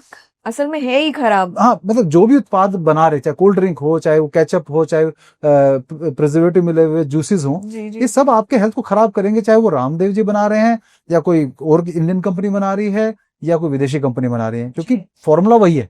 वो वीडियोस देखे थे मैंने जहाँ कोल्ड ड्रिंक यूज किया जाता है to toilet, clean the toilet. जी जी, ऐसा हुआ था। जब राजीव भाई को सुनने के बाद हमने भी कोशिश की थी हाँ कि वो कोल्ड ड्रिंक के बारे में बोलते थे, तो जब दुकान से हम कोल्ड ड्रिंक भी बड़े छुपते छुपाते खरीदी हमने, क्योंकि लोग कहेंगे अरे आप तो कोल्ड ड्रिंक का विरोध करते हैं आप। जी तो हमने कहा मैं पीने के लिए नहीं खरीदने जा रहा हूँ, मैं टॉयलेट साफ करने के लिए वीडियो बनाने जा रहा हूँ घर में। हाँ। तो वाकई में उससे साफ हो गया, वाकई में साफ हो गया, वॉश बेसिन में साफ हो गया। उसमें वैसे केमिकल्स हैं। एब्सोल्युटली, जी वैसे केमिकल्स। जब हम कोल्ड ड्रिंक्स की बात ही कर रहे हैं तो एक किताब मिली थी राजीव जी को जी, कूड़े में, हम्म, जिसकी वजह से ना, जिस किताब को पढ़ने की वजह से उनका एक पर्सपेक्टिव बदल गया और वो किताब ने उनके ऊपर बहुत प्रभाव डाला। वो कौन सी किताब थी? वो एक किताब, ये क्या एक दुर्भाग्य था इन कंपनियों का कि एक रैली थी, साइकिल रैली के दौरान राजीव भाई को एक कबाड़ी की दुकान पे एक किताब का पूरा नया के नई किताब वो डंप हुई मिली थी, पूरा गट्ठा उसका। अच्छा, जैसे किसी वैसे ने की वैसे हाँ, dump वैसे कर दी। कि उसको डंप कर दिया कबाड़ी की दुकान में कि इसे बेच बाच के फाड़ फूड़ के फेंक दो। किस्मत खराब थी कि राजीव भाई की नजर पड़ी, उन्होंने वो किताब की एक प्रति उठा के रख ली अपने पास, और वो किताब का नाम था the real Pepsi the real story. तो वो रियल पेप्सी रियल स्टोरी जो किताब है, उस किताब में बहुत सारे बड़े बड़े लोगों का नाम है। यदि वो किताब के बारे में बोलना ही अपने आप में जो है बड़ा खतरा मोल लेने वाली बात है, लेकिन विषय यह है कि पेप्सी जैसी बड़ी कॉरपोरेशन किस प्रकार से भारत के एक सांसद को, मेंबर ऑफ पार्लियामेंट, रनिंग मतलब current sitting member of parliament को लालच देकर, कैसे बॉटलिंग प्लांट का और कई लालच देकर भारत में दोबारा पेप्सी को इंट्रोड्यूस करवाती है वो दक्षिण भारत का सांसद, लेकिन इंट्रोड्यूस करना है नॉर्थ इंडिया में, हरियाणा पंजाब जी, एरिया में, जो इन्होंने लिस्ट बना के दी कि एमओयू जो साइन हुआ कि हम लोग भारत में एंटर करना चाहते हैं। क्यों? क्योंकि स्वदेशी की जो भावना थी उसके तहत मोरारजी देसाई सरकार ने इन विदेशी कंपनियों को देश से भगा दिया था। जी और ये कंपनियां अपने बिजनेस का बहुत बड़ा हिस्सा, क्योंकि भारत बहुत बड़ा जनसंख्या की वजह से मार्केट है उनका, उसमें दोबारा एंटर करने के लिए इनका मन था कि हम कैसे एंटर हो जाए। तो इन्होंने सरकार बदलने का वेट किया, और यही स्ट्रेटेजी अंग्रेजों के समय भी चलती थी कि जो राजा इनको पता है कि इनकी दुर्भावनाओं को भांप लेगा, इनके षड्यंत्रों को भांप लेगा, या तो उसके मरने का वेट करेंगे या उसको बदलवाने का वेट करेंगे। जी तो किसी तरीके से इन्होंने, जब मोरारजी देसाई की सरकार चली गई, फिर इन्होंने दोबारा एंट्री करने के लिए ये बहाना बनाया कि हम तो केवल टमाटो केचप बनाने के लिए या पेप्सी या चिप्स बनाने के लिए हम केवल उसके लिए कुछ फसल उगाने में फंडिंग करेंगे, करेक्ट, किसानों को मदद करेंगे, आपके यहाँ इन्वेस्टमेंट आएगी, वो आएगी। सबसे निचले स्तर पे पॉइंट्स में, सबसे नीचे लिस्ट में वो बेवरेजेस रखा इन्होंने कि हम बेवरेजेस का काम भी, हाँ अगर संभव हुआ तो ये भी कर लेंगे, लेकिन वो था सबसे टॉप प्रायोरिटी का काम इनका कि वही करना है हमने। ये तो सब बहाना है, उसके इर्द गिर्द एक आवरण है। तो ये जब उन्होंने किया, तो उस किताब में एक भारत का एक व्यक्ति था, वड़कैल नाम था उसका, मैं नाम भूल गया उसका थोड़ा, क्योंकि काफी दिन पहले पढ़ी थी, एकदम से बात आपने उठाई तो मुझे ध्यान आया, क्योंकि मैं 2-3 बार पढ़ चुका हूँ उस पुस्तक को। उस व्यक्ति को नियुक्त किया कि तुम भारत सरकार, ये जो भारत सरकार ये उसके साथ और पेप्सी के बीच में एक आप ब्रिज बनोगे, आप पूरी लाइजनिंग करवाओगे कैसे ये एंटर हो सकती है। और वो पूरा उसमें आप देखोगे पार्ले कंपनी जो है उसका और पेप्सी का कंपटीशन कैसे चल रहा है उसमें लिखा कैसे, हाँ कैसे पहले कोई कंपनी, विदेशी कंपनी भारत में 100% जॉइंट वेंचर करके आना पड़ता था। तो उस समय वोल्टास जो कंपनी है टाटा की, उस कंपनी ने पेप्सी के साथ जॉइंट वेंचर करके उसको इंट्रोड्यूस करवाया भारत में। तो ये जो हम स्वदेशी कंपनी थी वो स्वदेशी नहीं है, इन कंपनीज ने उनको घुसने में मदद करवाई है। तो ये जो एक व्यक्ति जिसने पुस्तक लिखी थी उसका नाम था राजेंद्र दारा। तो उस व्यक्ति ने पुस्तक लिखकर, जिसका वो भी इसी टीम में शामिल था लाइजनिंग वाली में, उसको जब रियलाइज हुआ कि ये मेरे देश का धोखा हो रहा है, तो उसने जो है इस पुस्तक को लिखकर कि मैं और बर्दाश्त नहीं कर सकता, उसमें प्रधानमंत्री से लेके कैंपा कोला कंपनी के मालिक से लेके बहुत बड़े बड़े लोगों के, मतलब प्रधानमंत्री ऑफिस तक भी इसमें शामिल, किस तरह उसने नाम उसमें दे रखा है, सबका दिया हुआ है खुल के पूरा। और यही कारण था कि उस पुस्तक को डम कर दिया गया, क्योंकि उसमें बहुत लोगों के नाम। तो 93 की बात है, अब तो मुझे लगता है इतने साल हो गए, तो उस पुस्तक को अब वो करने का, क्योंकि अब पेप्सी कंपनी देखो, राजीव भाई ने बहुत काम किया पेप्सी कोको कोला, क्योंकि जैसे पेप्सी एंट्री मारी उसका कोको कोला में एंट्री मार ली उसी बहाने से, उसी तरीके से आसान हो गया तब तो। अब वो कंपनी और बड़ी बन चुकी है। कई लोग ये बोलते हैं कि राजीव भाई ने इतना काम किया, विदेशी कंपनी तो बढ़ गई भारत में, कम कहाँ हुई है, पेप्सी का भी बहुत कारोबार बढ़ गया। हम ये कहते हैं कि आप यदि कोई गलत के खिलाफ आवाज उठा रहे हो, अपना काम आप करते जाओ। आपको ये नहीं कि जब बढ़ ही रही है हम कुछ रोक नहीं सकते तो शांति से बैठ जाओ, वो हमारा काम नहीं। हमारा काम है गलत के खिलाफ अगर आग लगी है तो कम से कम एक गिलास पानी डालना, अगर संभव तो गिलास पानी डालेंगे हम, हमें पता है हमें उससे आग नहीं बुझनी है। लेकिन मैं खड़े होकर तमाशा नहीं देखा, तो राजीव भाई उन तमाशा देखने वालों में से नहीं थे। भले उन्होंने जीवन दे दिया उसको पूरा, लेकिन तमाशा नहीं देखा उन्होंने। लाइसनिंग ना, जैसे आपने बताया, ये ना एक बहुत बड़ा काम है। लोग बहुत चुपके से काम करके, इन बिटवीन काम करके पैसा कमा जाते हैं इसमें। तो जिनकी बात आप कर रहे थे अभी, जिनका हाथ है इसमें, जिन्होंने एंट्री दिलवाई पेप्सी को, वो आज भी जीवित है? नहीं, उनकी डेथ हो गई। वो क्योंकि बहुत उस समय वृद्ध थे वो। अच्छा। लेकिन एमपी उनका परिवार लेकिन अभी भी साउथ इंडिया में सक्रिय है। आप बोलेंगे तो उनका नाम दे दूंगा मैं आपको, मेरे पास है नाम, मैं अभी भूल गया हूँ ना, क्योंकि बड़ा लंबा सा नाम था उनका। जी। तो मैं नाम दे दूंगा आपको। ओके, नहीं मैं सिर्फ जानना चाह रही थी कि आज भी वो है, उनके परिवार आगे चला रहा है। हाँ। नहीं, क्योंकि ये तो ऐसा धंधा है ना कि एमपी में जब बेटे फिर और कोई काम क्यों करेंगे जब उनको नेता बन क्योंकि आप बीच में कह रहे थे कि वो बंदा आज एक बड़ा मेंटोर बन गया है, या नहीं, वो ये एमपी सिटिंग एमपी वो अलग था। इसके साथ एमपी के साथ और पेप्सी कंपनी के बीच में लाइजनिंग जो करवाता था वो व्यक्ति है। वो ही इज स्टिल अलाइव। हाँ, ही इज स्टिल अलाइव। तो राजीव भाई ने जो है जब देखा कि मल्टीनेशनल कंपनीज के अगेंस्ट काम करते हुए बहुत साल हो गए, क्योंकि इनका आजादी बचाओ आंदोलन चला करता था, आंदोलन जो है ये है भारत स्वाभिमान ट्रस्ट से पहले की बात, जब इन्होंने बनवारी लाल शर्मा जी के अंडर जो है आजादी बचाओ आंदोलन के तहत स्वदेशी के लिए बहुत काम हुआ, जिसमें पूरी टीम थी इनकी, बुद्धिजीवियों की टीम थी जो साथ में चला करती थी। और राजीव भाई ने तो शादी नहीं की थी, लेकिन जो भी 15-20-30 लोग साथ चलते थे, उन सब की जीविका की व्यवस्था भी इस आंदोलन के साहित्य बेचने से और खादी बेचने से, किताबें बेचने से हुआ करता था। अब राजीव भाई ने जब देखा कि लोगों की, हम अच्छी बातें बता रहे हैं कि पेप्सी ने ये कर दिया, वो कर दिया, ऐसे आई, ये धोखा कर दिया, लेकिन अंत में लोगों के घरों तक नहीं पहुंच पा रहे हम, इसलिए जी तो लोग मतलब इतना जबरदस्त तरीके से वो नहीं आ रहा है, जो भूचाल आना चाहिए कि बदलाव हो जाए बिल्कुल। तब उन्होंने स्वास्थ्य के ऊपर बात करना शुरू किया। वहां पूरी गेम बदली है कि 2007 में राजीव भाई ने चेन्नई में जो व्याख्यान दिया, उससे भारत में आज जो बहुत दूरगामी प्रभाव जो देखने को मिल रहे हैं कि हर, चाहे वो गाय का विषय हो, चाहे गाय के घी का विषय हो, मल्टीनेशनल कंपनीज जैसे आप बड़ी कंपनीज आप ये देखेंगे, अडानी जैसी कंपनी भी गाय के गोबर पे काम कर रही है आज के डेट में। गाय के घी, तो जितना भी ये मार्केट है बड़ा घी का हुआ, इस सबको वो कैप्चर करने के लिए वो कोशिश कर रहे हैं। आप समझ रहे? तो क्योंकि उनका उसका महत्व राजीव भाई के बाद शुरू हुआ, इसका इतना महत्व है। तो हमें लगता है कि राजीव भाई का जो स्वास्थ्य का विषय था वो था ही इसीलिए कि लोगों के घर तक पहुंच बनाई जाए। और मैं ये मानता हूं कि हम लोग राजीव भाई की मृत्यु कैसे हुई इस पे बात हम आगे 10 साल बाद भी करते रहेंगे। लोगों को किक मिलता रहेगा, जैसे फिल्म से किक मिलता है कि किसने मर्डर किया, कैसे मारा राजीव भाई को, किसने मारा, राजीव भाई होते तो ये कर रहे थे। मैं कहता हूँ अब जो है स्थिति उसको स्वीकार करो, वर्तमान में जियो। प्रॉब्लम क्या है, हमारी जनरेशन ना पूरी, हम भी पहले या तो फ्यूचर में जीते हैं या पास्ट में जी रहे होते हैं, प्रेजेंट में नहीं जीते हैं। प्रेजेंट में क्या है, राजीव भाई ये चाहते थे कि आप अपने घर से शुरुआत कीजिए।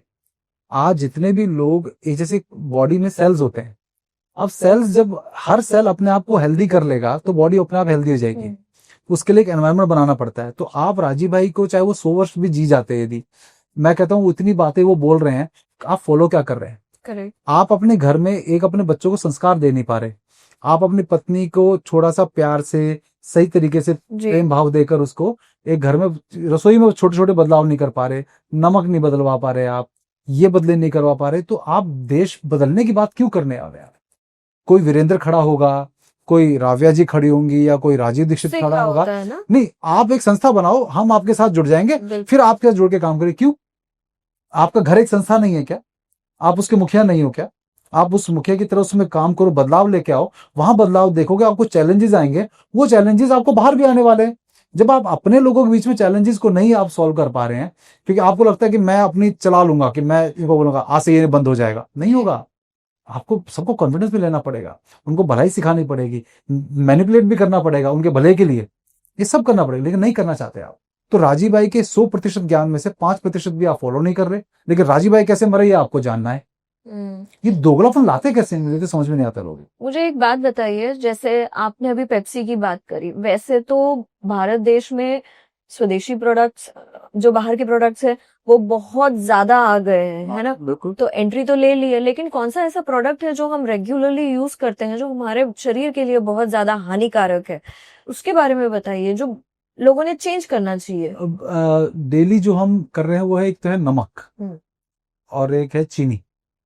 नमक जो है वो जिस तरीके से बन रहा है कि आयोडीन नमक ही खाना है, बचपन में हमारी किताबों में साइंस की भी आपके में भी दिखा, गोइटर हो एक जाता गोइटर की फोटो दे दी, मतलब 0.0001% शायद लोगों को कभी हुआ होगा गोइटर जी। कोई, तो उसकी एक फोटो देकर हम बच्चों के दिमाग में भर दिया गया। हम अपने घर में आके कह रहे हैं मम्मी ये आयोडीन का नमक करना है, अब ये जो आपके पास पहाड़ी नमक टाइप का, या फिर ये नहीं करना है। हम मतलब बच्चों को कंडीशनिंग कर दी। जी। हम जब बड़े होंगे, घर अपना परिवार बनाएंगे, तो हम वही नमक इस्तेमाल करेंगे। लेकिन प्रॉब्लम क्या हुई कि ये जो नमक है ये एक बहुत बड़े षड्यंत्र का हिस्सा है, क्योंकि इससे इनफर्टिलिटी बढ़ने का, ब्लड प्रेशर बढ़ने का, इसकी जो पूरी भूमिका बनी है, ये इसमें इसका बहुत बड़ा हाथ है। क्योंकि नमक जिस प्रकार का हम खा रहे हैं, यदि आपको मैं एक और जानकारी देता हूँ बड़ी महत्वपूर्ण, कि सरकार ने कुछ वर्ष पहले एग्जैक्ट कुछ दिनों में उसके बारे में भी जानकारी दूंगा, कि एक लॉ बना दिया था कि नॉन आयोडाइज नमक बेच नहीं सकते आप जी। ये कानून आ गया था। अगर आप कोई सेंधा नमक या कुछ भी नमक जो व्रत में खाते हैं, यदि कोई अगर चाहे तो आपके ऊपर क्रैकडाउन किया जा सकता है। ओके। लेकिन एक व्यक्ति ने 5-6 साल कोर्ट में लड़ाई लड़ी और बताया कि ये आयोडाइज नॉन आयोडाइज नमक जो है ये फायदा कितना करता है, आयोडाइज नमक कितना नुकसान करता है, उसकी पूरी साइंटिफिक रिसर्च का बहस करी उसने 5-6 साल, और इसको रिवर्स करवाया इस फैसले को। And who was he? उनका नाम, एक संस्था थी एक जी। उस संस्था का नाम भी मैं डिस्क्रिप्शन में डलवा देंगे, क्योंकि वो ये विषय जो है ना उठ जाएगा, मुझे पता नहीं था कि एकदम से ये विषय आएगा आप बातों में। लेकिन वो एक बड़ी बहुत अच्छी लड़ाई, सुप्रीम कोर्ट का जजमेंट है वो, कि वो फैसला वापस करवाया। तो मतलब ये क्यों वापस करवाया, अब उस पढ़ने वाली बात है कि उस कानून की उसमें था क्या, क्या उसने दलील दी, कैसे उसने नमक के बारे में बोला। तो एक इससे भी मैं पुराना एक डॉक्यूमेंट की बात करता हूँ, कि हमारे देश में जनसंख्या बढ़ने ना पाए ज्यादा, इसका एक डॉक्यूमेंट तैयार हुआ था अमेरिका में 1975 में। हमारा देश मतलब 13 देश, एक इसका नाम है नेशनल सिक्योरिटी स्टडी मेमोरेंडम, इसको बोलते हैं NSSM 200।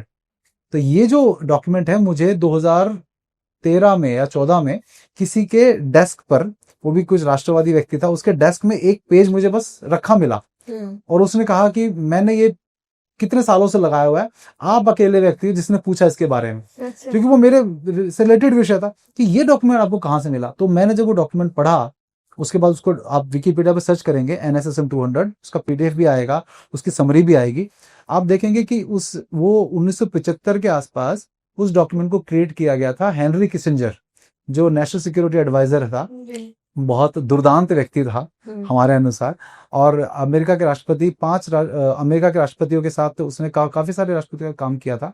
लेकिन वो विषय उसने क्या किया था, वो बड़ा आपको अचंभा होगा सुनकर। उसमें भाषा विकिपीडिया पे समरी में ही लिखी हुई है, और उस भाषा देख के आपको अचंभा होगा कि कोई ऐसा डॉक्यूमेंट बना सकता है। और वो डॉक्यूमेंट 1990 के बाद डिक्लासिफाई हुआ, उससे पहले वो क्लासिफाइड था। क्लासिफाइड डॉक्यूमेंट का मतलब होता है उस डॉक्यूमेंट का पब्लिक को एक्सेस नहीं हो सकता, वो बड़ा सीक्रेट डॉक्यूमेंट है, जिसको पास अमेरिकी सरकार के पास ही उसका एक्सेस होगा।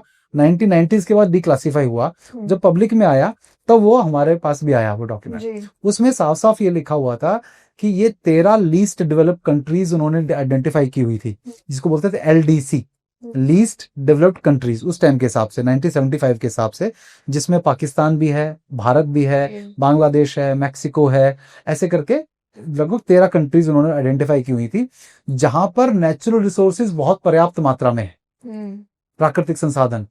इन नेचुरल रिसोर्सेज का प्रयोग हम फ्यूचर में अमेरिका के लिए कर पाए, और इनकी जनसंख्या बढ़ने की वजह से वो लोग इसका प्रयोग ना कर डालें, इसके लिए हमें इन देश की जनसंख्या नहीं बढ़ने खत्म करना, मतलब नहीं, बंद बढ़ने कर नहीं देना देनी। चाहिए। हाँ, मतलब कम मतलब कि ये नहीं, जल्दी मल्टीप्लाई ना करें, बच्चे ज्यादा ना पैदा कर पाए, बच्चे जाए, पॉपुलेशन मतलब ज्यादा या ना बढ़े। इनफर्टिलिटी बढ़ जाए हाँ, किसी न किसी रूप में, हालांकि उसकी भाषा अलग तरीके की है। वो भी हम देख ही रहे हैं ना, इनफर्टिलिटी तो बढ़ ही रही है। तो उसका कारण क्या है कि उस डॉक्यूमेंट के जरिए उन्होंने भारत में एबॉर्शन कराने की टेक्निक्स को सहज करवाया।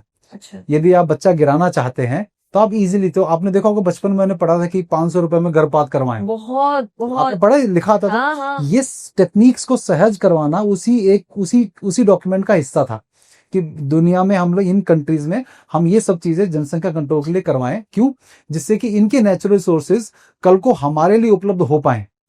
यहां तक भी लिखा हुआ है उसमें कि इन लोगों को खाद्य की सुरक्षा, अन्न की सुरक्षा भी देना है। क्यों? क्योंकि यदि भूखे लोग होंगे, भूखे लोग विद्रोह जल्दी करते हैं, जी, तो इनको खिला पिला के संतुष्ट भी रखना है जिससे ये विद्रोह ना करें। जब हम इनके इनके वाया इनके खिलाफ हम कुछ षड्यंत्र कर रहे हैं, और उसका सारा श्रेय इन देशों के लीडर्स को देना है, इनके प्रधानमंत्रियों को देना है कि वो सारा श्रेय उनको मिले करेक्ट, कि भाई हमने ये बदलाव लेकर आए हैं। दिखाना पॉजिटिव है लेकिन है जनसंख्या तो पूरा डॉक्यूमेंटेड है वो। अब ये सबसे बड़ा सच प्रूफ है, बिग प्लान। सबसे बड़ा प्रूफ है कि किस प्रकार के षड्यंत्र आपके देश के खिलाफ हो रहे हैं, और उसमें भारत का भी नाम शामिल है। वो डॉक्यूमेंट इजीली अवेलेबल है, पढ़िए आप, आपको समझ में आएगा। तो ये बात बोलना भी अपने आप में बड़ा एक रिस्क है, क्योंकि इस तरह के डॉक्यूमेंट्स आप पब्लिक डोमेन में अगर सबको पता चल जाएंगे, तो अब अबॉर्शन बैन कर दिया गया है। क्योंकि देखिए प्रोपेगेंडा वॉर का सबसे खूबसूरत हिस्सा ये होता है कि वो सब कुछ ओपन में करते हैं, जिससे शॉक वैल्यू खत्म हो जाए। लेकिन लड़कियों का ज्यादा होने लग गया था ना गर्भपात। जी नहीं, लड़कियों का नहीं, गर्भपात ही कराने का। बट इन जनरल भी नहीं, आप देखिए अनवांटेड प्रेगनेंसीज को भी इजीली, आपका तो भ्रूण हत्या जो है बहुत बड़ा अपराध माना गया है, जिसके कई पीढ़ियों तक भी जो है पाप नहीं उतरता। वो भ्रूण हत्या आसान कर दिया आपने।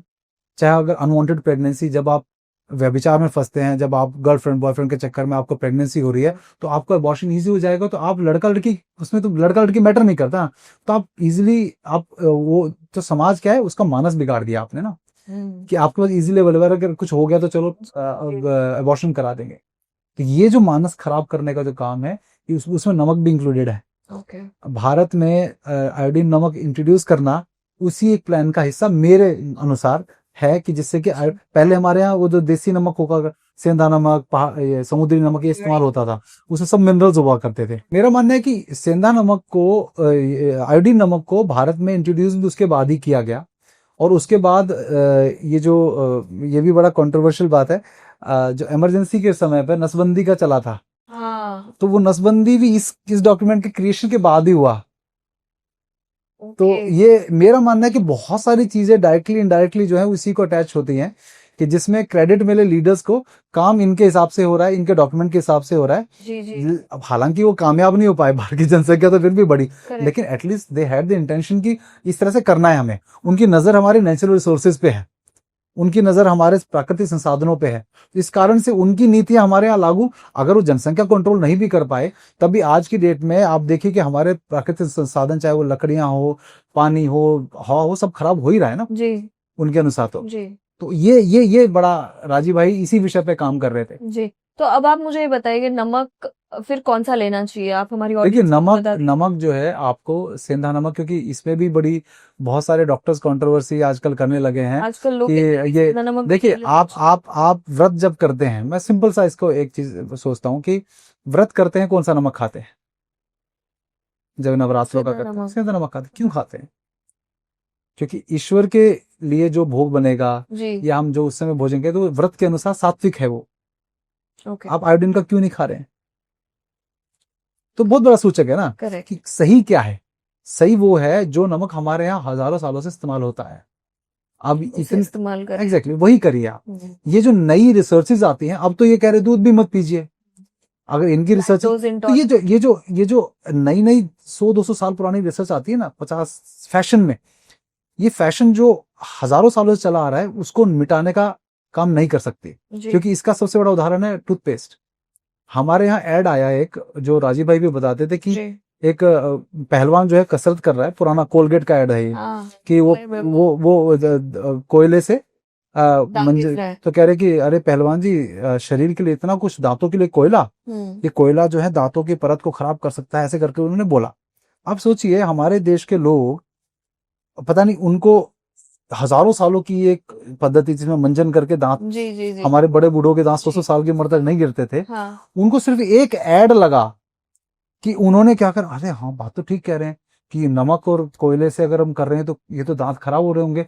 सब ने क्या किया, अब देखोगे आप कि कोलगेट कर ले, टूथपेस्ट कर ले नहीं बोलते, कोलगेट को इतना घुसा दिया आपके घरों में कि अरे कोलगेट कर लिया तूने, भले वो पेप्सोडेंट कर रहा है लेकिन बोले कोलगेट कर लिया तूने। अब वो कोलगेट कर रहे हैं, आज वही कोलगेट वाले क्या बोलते हैं, आपके टूथपेस्ट में नमक है, चारकोल एक्टिवेटेड। तो चारकोल क्या है, कोयला। जी। तो मतलब या तो ये लोग तब झूठे थे या लोग अब झूठे हैं, This was या ये तब भी सच, तब तो या तो तब सच्चे थे या अब सच्चे हैं, दोनों में एक ही चीज सच होगी ना। या हम लोग, भारत के लोग तब भी मूर्ख थे अभी भी मूर्ख हैं ये fact कि हमको केवल एक ऐड, हजारों सालों की चीज को भुलाने के लिए एक ऐड लगता है बस। और आपके ऐसे ही ऐड बहुत सारे दिखाकर, चाहे नमक का ऐड हो चाहे कोई भी ना, फ्री फ्लो नमक। फ्री फ्लो नमक तब होता है जब आप इसमें एक केमिकल मिलाते हैं जिससे उसके अंदर, क्योंकि नमक का तो गुण है ना कि नमी अब्सॉर्ब करना, करेक्ट। अगर उसमें से वो गुण खत्म कर देंगे, वो फ्री फ्लो है, वो नमी अब्सॉर्ब नहीं करा तो कोई केमिकल ये उसमें डाल। किस तरीके से भरा गया था हमारे दिमाग में, I still remember the ad. Yes, वो 2 ग्लास yes, और exactly, वो फ्री exactly, फ्लो नमक और ये एग्जैक्टली भ- एग्जैक्टली। और आज वही लोग जो है घर में वो क्रिस्टल वाला नमक आता है गुलाबी पिंक जी कलर का, जी जी। उस नमक को रख रहे हैं कि पॉजिटिव एनर्जी के लिए, पॉजिटिव वही तो खाया करते थे। ये हमारे देश में क्या है कि अपनी अंग्रेजों ने, अगर एक पुस्तक आप पढ़ेंगे भारत में अंग्रेजी राज, ये 1938 की किताब है, जी। उसमें दिखाएंगे भारत के लोगों का ये जो अंग्रेजी राज आया ना, इस सबसे ज्यादा मानस का नुकसान कि उनको गुलामी, विदेशी चीजों के प्रति कि ये विदेशी है तो सही है नहीं तो नहीं। तो ये सबसे बड़ा प्रॉब्लम हमारे देश के साथ हो गया, जो राजीव भाई ने जिसको कहा कि भाई अपने ज्ञान पे भरोसा रखो, करेक्ट। पहले देखो। आज की डेट में कैमरास जो शूट कर रहे हैं, एक भी कैमरा आपकी भारत की कोई कंपनी नहीं बनाती है। जी। फिर कई लोग कहते हैं कि आप लोग स्वदेशी की बात करते हो, ये ताना ताना मारते हैं, टोंट कसते हैं, मतलब कुतर्क करते हैं कि आप फिर ये फोन क्यों इस्तेमाल करें, गाड़ियों में क्यों जाते हो, बैलगाड़ी में जाया करो। राजीव भाई की बात सुनकर जब आप स्वदेशी की बात करते हो तो ऐसी ऐसी बातें सुनने को मिलती है हमको कि बैलगाड़ी में चला करो, फिर क्यों गाड़ी में जा रहे हो, क्यों ये कैमरा इस्तेमाल कर रहे हो। तो हमने कहा देखो बात सुनो, जब पूरी दुनिया गलत काम करने के लिए गाड़ी, फ्लाइट, कैमरास का इस्तेमाल कर रही है, तो हम क्या सही भारतीयता को स्थापित करने के लिए तो ये टूल इस्तेमाल करने पड़ेंगे ना, मजबूरी हो गई ना। आप सब लोग भी बैलगाड़ी पे चलोगे तो हम भी चल लेंगे, लेकिन गलत लोग फास्ट चल रहे हैं, हम स्लो चलेंगे। तो स्वदेशी का मतलब ये नहीं है कि आप बैलगाड़ी पे चलना शुरू कर दीजिए, जी। क्योंकि अंग्रेजों के हथियार चुराकर क्रांतिकारी उन्हीं पे चलाते थे ना, तो हम भी सब उन्हीं हथियार को चलाकर True. देश के लिए काम करेंगे। तो राजीव भाई ने यही सिखाया। जी। तो राजीव भाई के साथ रहे हुए लोगों से बात होती थी, सब लोग यही कहते। कैसे थे राजीव जी, उनका स्वभाव कैसे था? क्योंकि राजीव जैसे भाई, आपने शुरू में बताया कि हमने भी उनकी स्पीचेस देखी है, फुल ऑफ एनर्जी, लेकिन उनके आसपास कई लोग बोलते भी कि यार ये तो प्रोपेगेंडा, ज्यादा बातें करता है, कई लोग कहते थे ये तो फेंकता है, कॉन्स्पिरेसी कई लोग थ्योरिस्ट कहते हैं हैं। हाँ काफी कुछ। नहीं How देखिए, was he? देखिए क्या है, दो चीजें हैं बड़ी कि राजीव भाई की डिग्री पे लोग सवाल उठाते हैं कि वो क्या पढ़ा लिखा था उनको। तो मैं ये मानता हूँ कि ऋषि मुनियों की डिग्री पूछकर आप उनके शास्त्र पढ़ते हैं क्या, कि चरक ऋषि के पास क्या डिग्री थी, कौन सी एमबीबीएस डिग्री थी। हम ये मानते हैं कि हमारे देश में जो डिग्री का महत्व अंग्रेजों के बाद से, जो अंग्रेजों ने क्या किया, गुरुकुल खत्म किए। जी। यदि आप एक धर्मपाल जी के द्वारा एक पुस्तक लिखी गई है द ब्यूटीफुल ट्री, आप देखेंगे कि गुरुकुलों को खत्म करने का एक सिंपल सा उन्होंने 20 साल का चार्टर बनाया कि आप सरकारी नौकरी उन्हीं को देंगे। पहले काम धंधे खत्म कर दिए लोकल जो थे, जी। फिर नौकरी करने की नौबत आई तो नौकरी उन्हीं को मिलेगी जो गुरुकुल से पढ़ा हुआ नहीं होगा, जो इनकी मान्यता प्राप्त संस्थाओं से पढ़ा होगा, करेक्ट। जैसे स्कूल मान्यता प्राप्त होते हैं। तो ये सिस्टम वहां से शुरू हुआ। तो अब ये कहते हैं कि अगर उस मान्यता प्राप्त से पढ़ेंगे तो ही आप शिक्षित कहलाएंगे। तो मान लीजिए अगर कोई व्यक्ति स्कूल में ना पढ़ा हो लेकिन ज्ञानी बहुत हो, तो क्या आप उसकी बात नहीं सुनेंगे? तो राजीव भाई की क्या डिग्री थी, उससे मैं कहता हूं अंगूठा टेक ही चाहिए हमको राजीव भाई। लेकिन उन्होंने जो बात आयुर्वेद की, मैं कहूँ इतने बड़े बड़े आयुर्वेदाचार्य आए, कोई नहीं कर पा रहे हैं, कोई योगाचार्य आए, क्या उन्होंने किसी की दिनचर्या बदली? हम जैसे लोग जो कॉर्पोरेट में काम करने वाले, जिनको पिज्जा बर्गर खाना पसंद, जिनको योग करना पसंद नहीं, जिनको जिम नहीं जा सकते, उनको ये समझाया कि भाई तुम लोग जो है केवल भोजन और पानी से सुधार सकते हो, ये किसी ने नहीं बताया। जी। तो मुझे क्या करना है उनकी डिग्री से? करेक्ट, लेकिन ये भी तो सवाल उठता है ना कि उन्हें इतना नॉलेज आया कहाँ से? क्योंकि आज जो फूड फार्मा कर रहा है वो भी तो अपनी रिसर्च करके कुछ ना कुछ कर रहा है, करेक्ट? जी जी पर वो तो तब कर रहे थे उस जमाने में, जी। It's long back. तो ये कहाँ से आया? ये क्या होता है कि कुछ कुछ जो आत्माएं जब जन्म लेती है ना, वो पिछले जन्म का कुछ अधूरा कार्य को पॉज करके फिर नेक्स्ट जन्म में शुरू करती हैं। इस बात को ये मानना ही पड़ेगा, जो ये पुनर्जन्म माने नहीं माने, जी जी ये हमारे देश में ही है। क्योंकि ये बात भी राजीव भाई ने ही बताई कि आप भारतीय और यूरोपीय सभ्यताओं में क्या अंतर है। उनका लेक्चर जयपुर का सुनिएगा कभी आप। जी, ये लेक्चर बड़ा बेंचमार्क लेक्चर था एक, ओके, जिसमें अगर यूथ को सुने तो वो समझ में आएगा कि हम भारत के लोग, जो राजीव भाई जो कर रहे थे, वो बिना इसकी परवाह करके कर रहे थे कि मैं क्या बदलाव लेके आ पाऊंगा। उनको बस अपना कर्म, walk walk walk, talk talk talk, जी, ये करना आता था। तो हमारे भारत में ही ये व्यवस्था है कि आप बिना इस बात की चिंता किए हुए कि मैं ये काम सफल होगा नहीं होगा, आप बस सही काम करते जाते हो, ईश्वरीय कार्य समझ के करते जाते हो उसको। तो राजीव ने कहा क्योंकि हमारे यहाँ पुनर्जन्म की अवधारणा है, जी, विदेशों में नहीं है। इसलिए विदेशी लोग क्या करते हैं, सारे उल्टे सीधे काम कर लेंगे कि उनको पता है वी ओनली लिव वंस। यही हमारे देश के यूथ भी सीख रहे हैं आजकल। जी, youth we only live one. Yes, इसीलिए वो क्या करते हैं, तो राजीव भाई का जो काम था ना, वो इतना नॉलेज लेकर आना, वो सब पढ़ना, धारा प्रवाह बोलना, ये सब पिछले जन्म का कुछ कर्म का होता है कि जो अध्ययन मैं आज जो पढ़ रहा हूँ, जी, आज मैं कुछ अध्ययन कर रहा हूँ, वो अध्ययन मेरे साथ अगले जन्म में भी जाएगा। करेक्ट, ऐसा नहीं कि मैं वो यहीं छोड़ के जाऊंगा, वो मेरे अगले जन्म की प्रिपरेशन है। जी, तो ये भारत में ही अवधारणा है। इस कारण से हम कभी भी गलत काम करने से पहले सोचते हैं कि पाप नहीं करना। ये भारत, इसी वजह से भारत इतना ऊंचा रहा। वो लोग क्या कहते हैं, अरे आज चाहे 10 को मार दो, 20 को मार दो, पूरी नॉर्थ अमेरिका के लोकल इंडिजिनस लोगों को खत्म कर दिया, करोड़ों लोगों को इन्होंने, और ऑस्ट्रेलिया के लोगों को खत्म कर दिया। इन्होंने इतनी सी भी शिकन नहीं आई इनके माथे पे। और हमारे यहाँ चींटी को भी, राजीव भाई बोल रहे हैं ना कि चींटी के लिए भी झाड़ू की व्यवस्था की गई, जी, कि जिसे झाड़ू ऐसी बनाई कि चींटी भी ना मरे। तो ये भारत का ही है। तो ये राजीव भाई ने इस फर्क को जैसे उन्होंने ये फर्क समझाया, हमें समझ में आने की बात। कितनी सही बात है ना कि हमारे यहाँ चींटी को भी ना लगे, इसलिए ऐसा बनाया गया झाड़ू। जी जी, ये सोचा नहीं इस बात के ऊपर। क्योंकि उन्होंने बनाया, मॉब बनाया, जी, और हमने ये बनाया क्योंकि इस हिसाब से बनाया कि वो चींटी ना मर जाए। तो ये अवधारणा ऐसे देश में हो सकती है क्योंकि पूरी दुनिया को इन्होंने बदल दिया। देखो ना आप, अंग्रेजों ने 200 साल राज्य किया, और अमेरिका में भी यही गए थे यूरोप के लोग। जी, अमेरिका के जो रेड इंडियंस को खत्म किया इन्होंने वहां। ऑस्ट्रेलिया के रेड, पूरा जो लोकल उनकी जनजातियां थी, जो उनका वनवासी थे, लोकल जो मूल निवासी थे, वनवासी नहीं, मूल निवासी, खत्म करोड़ों की संख्या में। भारत में ये नहीं कर पाए, भारत में नहीं कर पाए। क्यों? क्योंकि भारत इतनी समृद्ध एक वो लेके चला आ रहा था जिसको इजीली खत्म करना आसान नहीं था। तो ये एक बड़ा बड़ा विषय जो राजीव भाई ने समझाया, यूथ को ये समझने की जरूरत है। जी, वो उनकी मृत्यु कैसे हुई, ठीक है, पड़े रहो, लेकिन एक वो विषय भी है।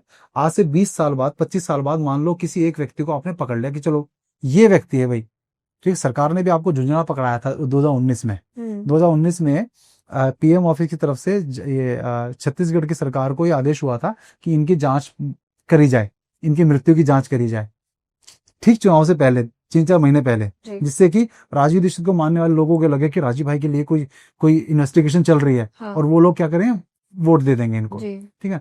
कुछ नहीं हुआ उसमें। तो आप मृत्यु के पीछे, आपका तो फायदा उठा लिया गया।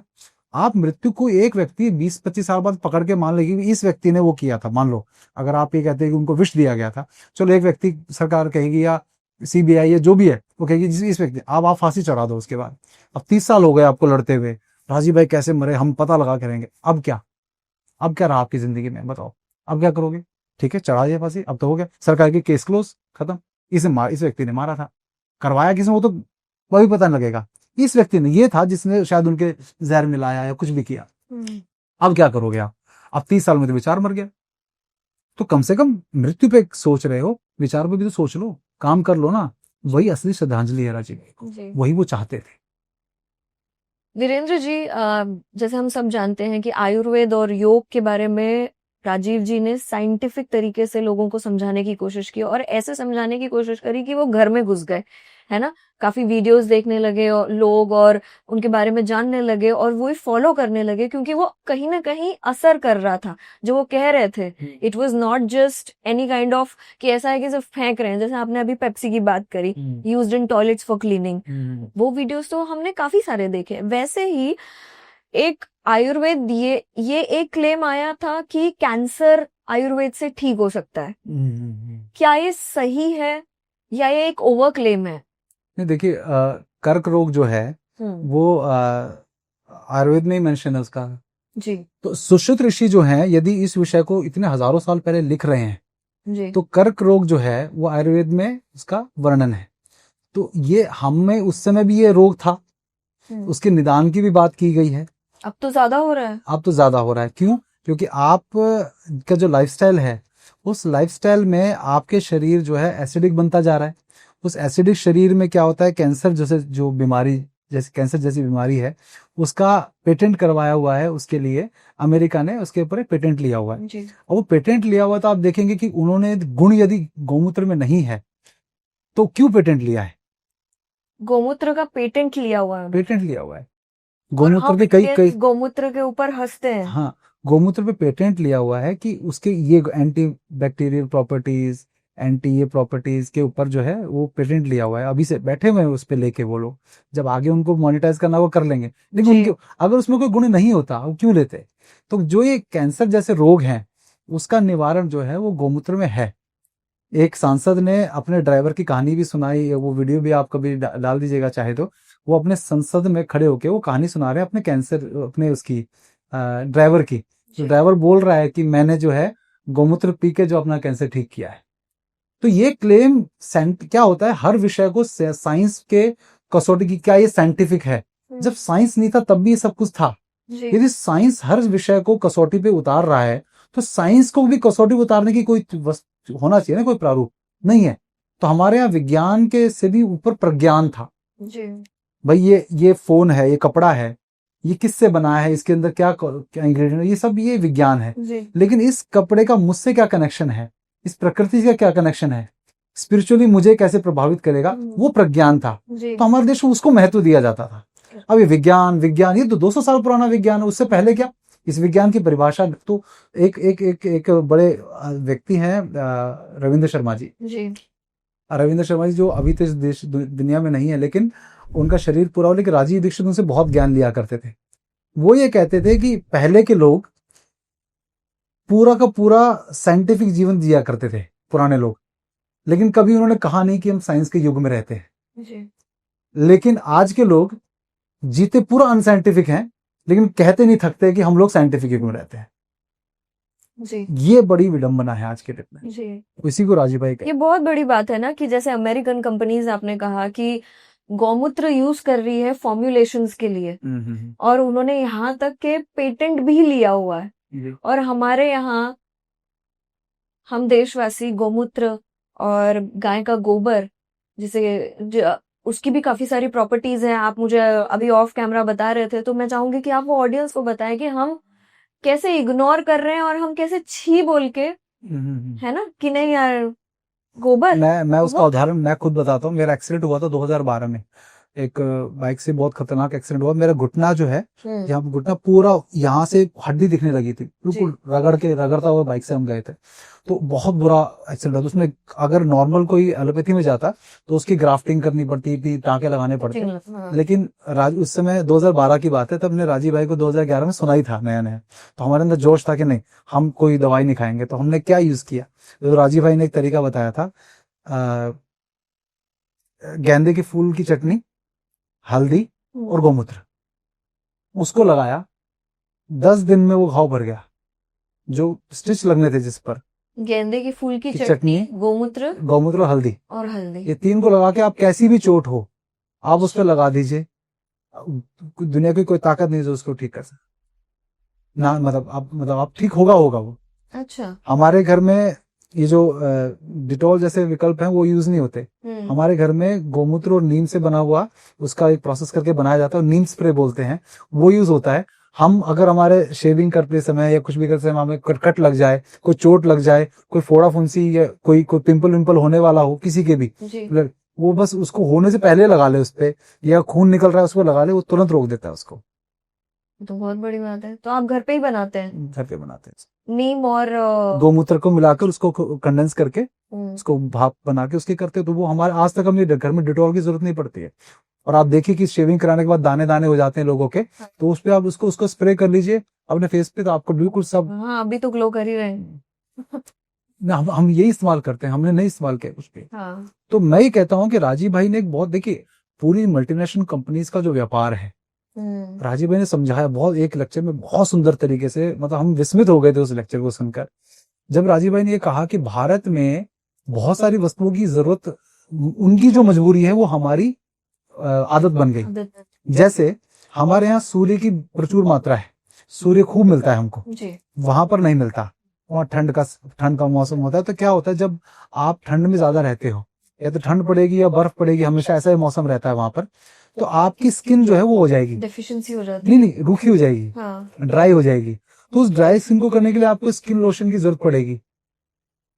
हमारे यहाँ पे स्किन लोशन की जरूरत नहीं, हमारे यहाँ तो वैसे ही स्किन बढ़िया रहती थी। आप जो लगाते हैं शरीर पे, घी लगा लिया, तेल लगा लिया, सरसों का तेल लगा लिया, उनके लिए वो दूध नहीं लगाने के लिए बोलेंगे, वो दूध से बनी हुई क्रीम लगाने के लिए आपको बेचेंगे, क्योंकि वो क्रीम से बेचने से फायदा मिलता है, प्रॉफिट मिलता है, उनका सब कुछ प्रॉफिट के हिसाब से है।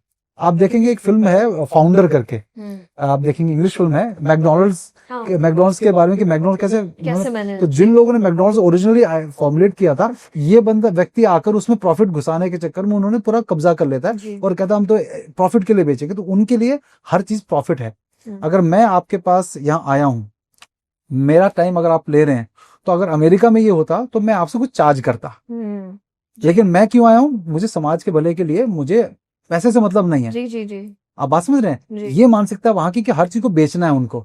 इसीलिए आप देखेंगे कि जैसे आपका जो वहां के लोग आप देखेंगे ठंडा पानी बहुत पीते हैं, तो उनको ये जैसे इतने जिन पीते हैं, कुछ अल्कोहल पीना पड़ता है इनको जी। ये देखा कहीं भी आप जाएंगे तो ये अल्कोहल पीते हैं थोड़ा बहुत, कुछ बियर पियेंगे या कुछ पियेंगे, क्यों?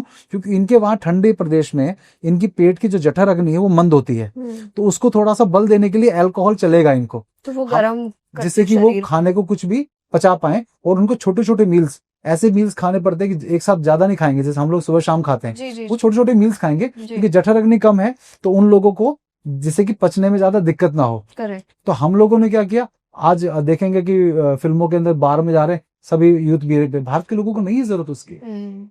आप देखेंगे कि जो जिन लोगों का, अब इनके बाल देखिए, कभी आप फॉरेनर्स के बाल देखेंगे बड़े कड़क, मतलब हमारी तरह सॉफ्ट नहीं होते, ओरिजिनल इनके बड़े कड़क। क्यों? क्योंकि जब आप वहां ठंडे वातावरण में रहते हैं और ये क्या करेंगे, ठंडा पीते हैं, बहुत चिल्ड चीजें पियेंगे, आप देखेंगे बर्फ में बर्फ डलवा कर या कुछ भी, तो इनको कॉन्स्टिपेशन बहुत क्रॉनिक रहता है जी। क्योंकि इंडियन टॉयलेट नहीं है इनके वहां जो टॉयलेट है ये सीट वाला टॉयलेट है, सीट वाले टॉयलेट से आपका पेट कभी ढंग से साफ नहीं होगा, बिकॉज जो आपका पीछे जो मलद्वार होता है उसमें लॉक लग जाता है जब आप ऐसे बैठते हैं तो। लेकिन जब आप इंडियन स्टाइल में बैठते हैं तो आपको प्रेशर बहुत अच्छा आता है कि, अब उस वजह से क्या होता है कि आपको कॉन्स्टिपेशन की प्रॉब्लम नहीं है। वहां पे एक तो उनका खान पान में प्रॉब्लम, क्योंकि मैदा खा रहे हैं, ब्रेड का सब कुछ, ब्रेड बेस्ड है सब कुछ, और ऊपर से उनके सीट में प्रॉब्लम है कि वो इंडियन स्टाइल से बैठ नहीं सकते हैं, क्योंकि उनके घुटने इतने कड़क होते हैं कि वो आलती पालती भी नहीं मार सकते। आप देखो फॉरेनर्स कोई प्रैक्टिस करता होगा योग, अदरवाइज किसी फॉरेनर को आलती पालती मार के बैठ जाओ तो वो नहीं बैठ पाए। आजकल कई इंडिया के लोग नहीं बैठ पाते क्योंकि उनका लाइफ स्टाइल वो हो गया है। उस वजह से क्या होता है कि इनके जॉइंट्स कड़क हो जाते हैं, इनके बाल कड़क हो जाते हैं, अंदर कॉन्स्टिपेशन की वजह से उनकी स्किन भी रूखी, बाल भी कड़क। जिस व्यक्ति कॉन्स्टिपेशन होगा उस व्यक्ति के ये सब प्रॉब्लम होगी, तो उसके लिए उनको शैम्पू यूज करना पड़ता, सो दैट उनके बाल थोड़े सॉफ्ट हो जाएं। उसके लिए उनको सीट का इस्तेमाल करना पड़ता है, क्योंकि उनके घुटने मुड़ नहीं पाते आलती पालती के टाइप में, वो उकड़ू तो बैठ ही नहीं सकते। तो ये उनकी सब मजबूरियां, उन्होंने हमारे यहाँ उसको व्यापार बना दिया जी। तो राजीव ने बहुत अच्छे समझाया कि यहाँ सूर्य की प्रचुर मात्रा, जब जेठ की गर्मी पड़ती है हम परेशान हो जाते हैं, ज्येष्ठ महीना जब आता है गर्मी का, मई जून के आसपास, हम परेशान हो जाते हैं। परेशान नहीं, खुश होने का समय है, क्योंकि उसमें सूर्य की किरणों के कारण इतनी गर्मी पैदा होती है कि कोई भी वायरस जीवित नहीं रह सकता जी। इसलिए भारत ने कभी भी मांस सुईकरण जो है उसकी जरूरत नहीं पड़ी। ओके। विदेशों में पड़ती है खूब, तो हमारे देश में कभी भी सूर्य की प्रचुरता की वजह से सुईकरण की जरूरत नहीं पड़ी, मांस सुईकरण नहीं की जरूरत पड़ी कि पूरी जनता को लगाया जाए। ये जो पिछले भी महामारी आई उस समय इन्होंने पहली बार ये कामयाब हो गए इतना बड़ा षड्यंत्र करने में, नहीं तो इन्होंने कभी भी उसके लिए हमारे देश में जरूरत नहीं पड़ी, क्योंकि यहाँ जेठ की गर्मी आती है सब वायरस मर जाते हैं, करेक्ट, बचता ही नहीं कुछ। और ऊपर से जब गर्मी आती है तो जब अब होली जलती है तो उसमें भी सब कुछ मर जाता है जी। तो हमारे यहाँ व्यवस्था थी पूरी पूरी, लेकिन नहीं, उसके बावजूद अब लोगों की जो लाइफस्टाइल हो जाता है, दिन भर एसी में बैठे हैं, बच्चे स्कूल जा रहे हैं तो एसी में, वहां स्कूल भी एसी हो गया, घर भी एसी हो गया, तो उनको सूर्य मिल नहीं रहा है, तो वायरस जल्दी जल्दी इन्फेक्शन पकड़ेगा उनको। करेक्ट।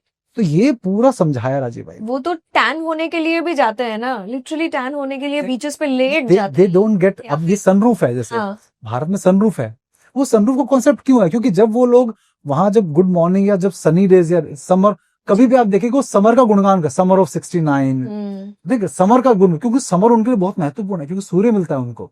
तो उस समय उन्होंने उसको ज्यादा ज्यादा मिल पाए, अगर घर से ऑफिस जा रहे हैं उस कार में धूप और मिल पाए तो उनको सनरूफ चाहिए, वो सनरूफ से और धूप लेते हैं।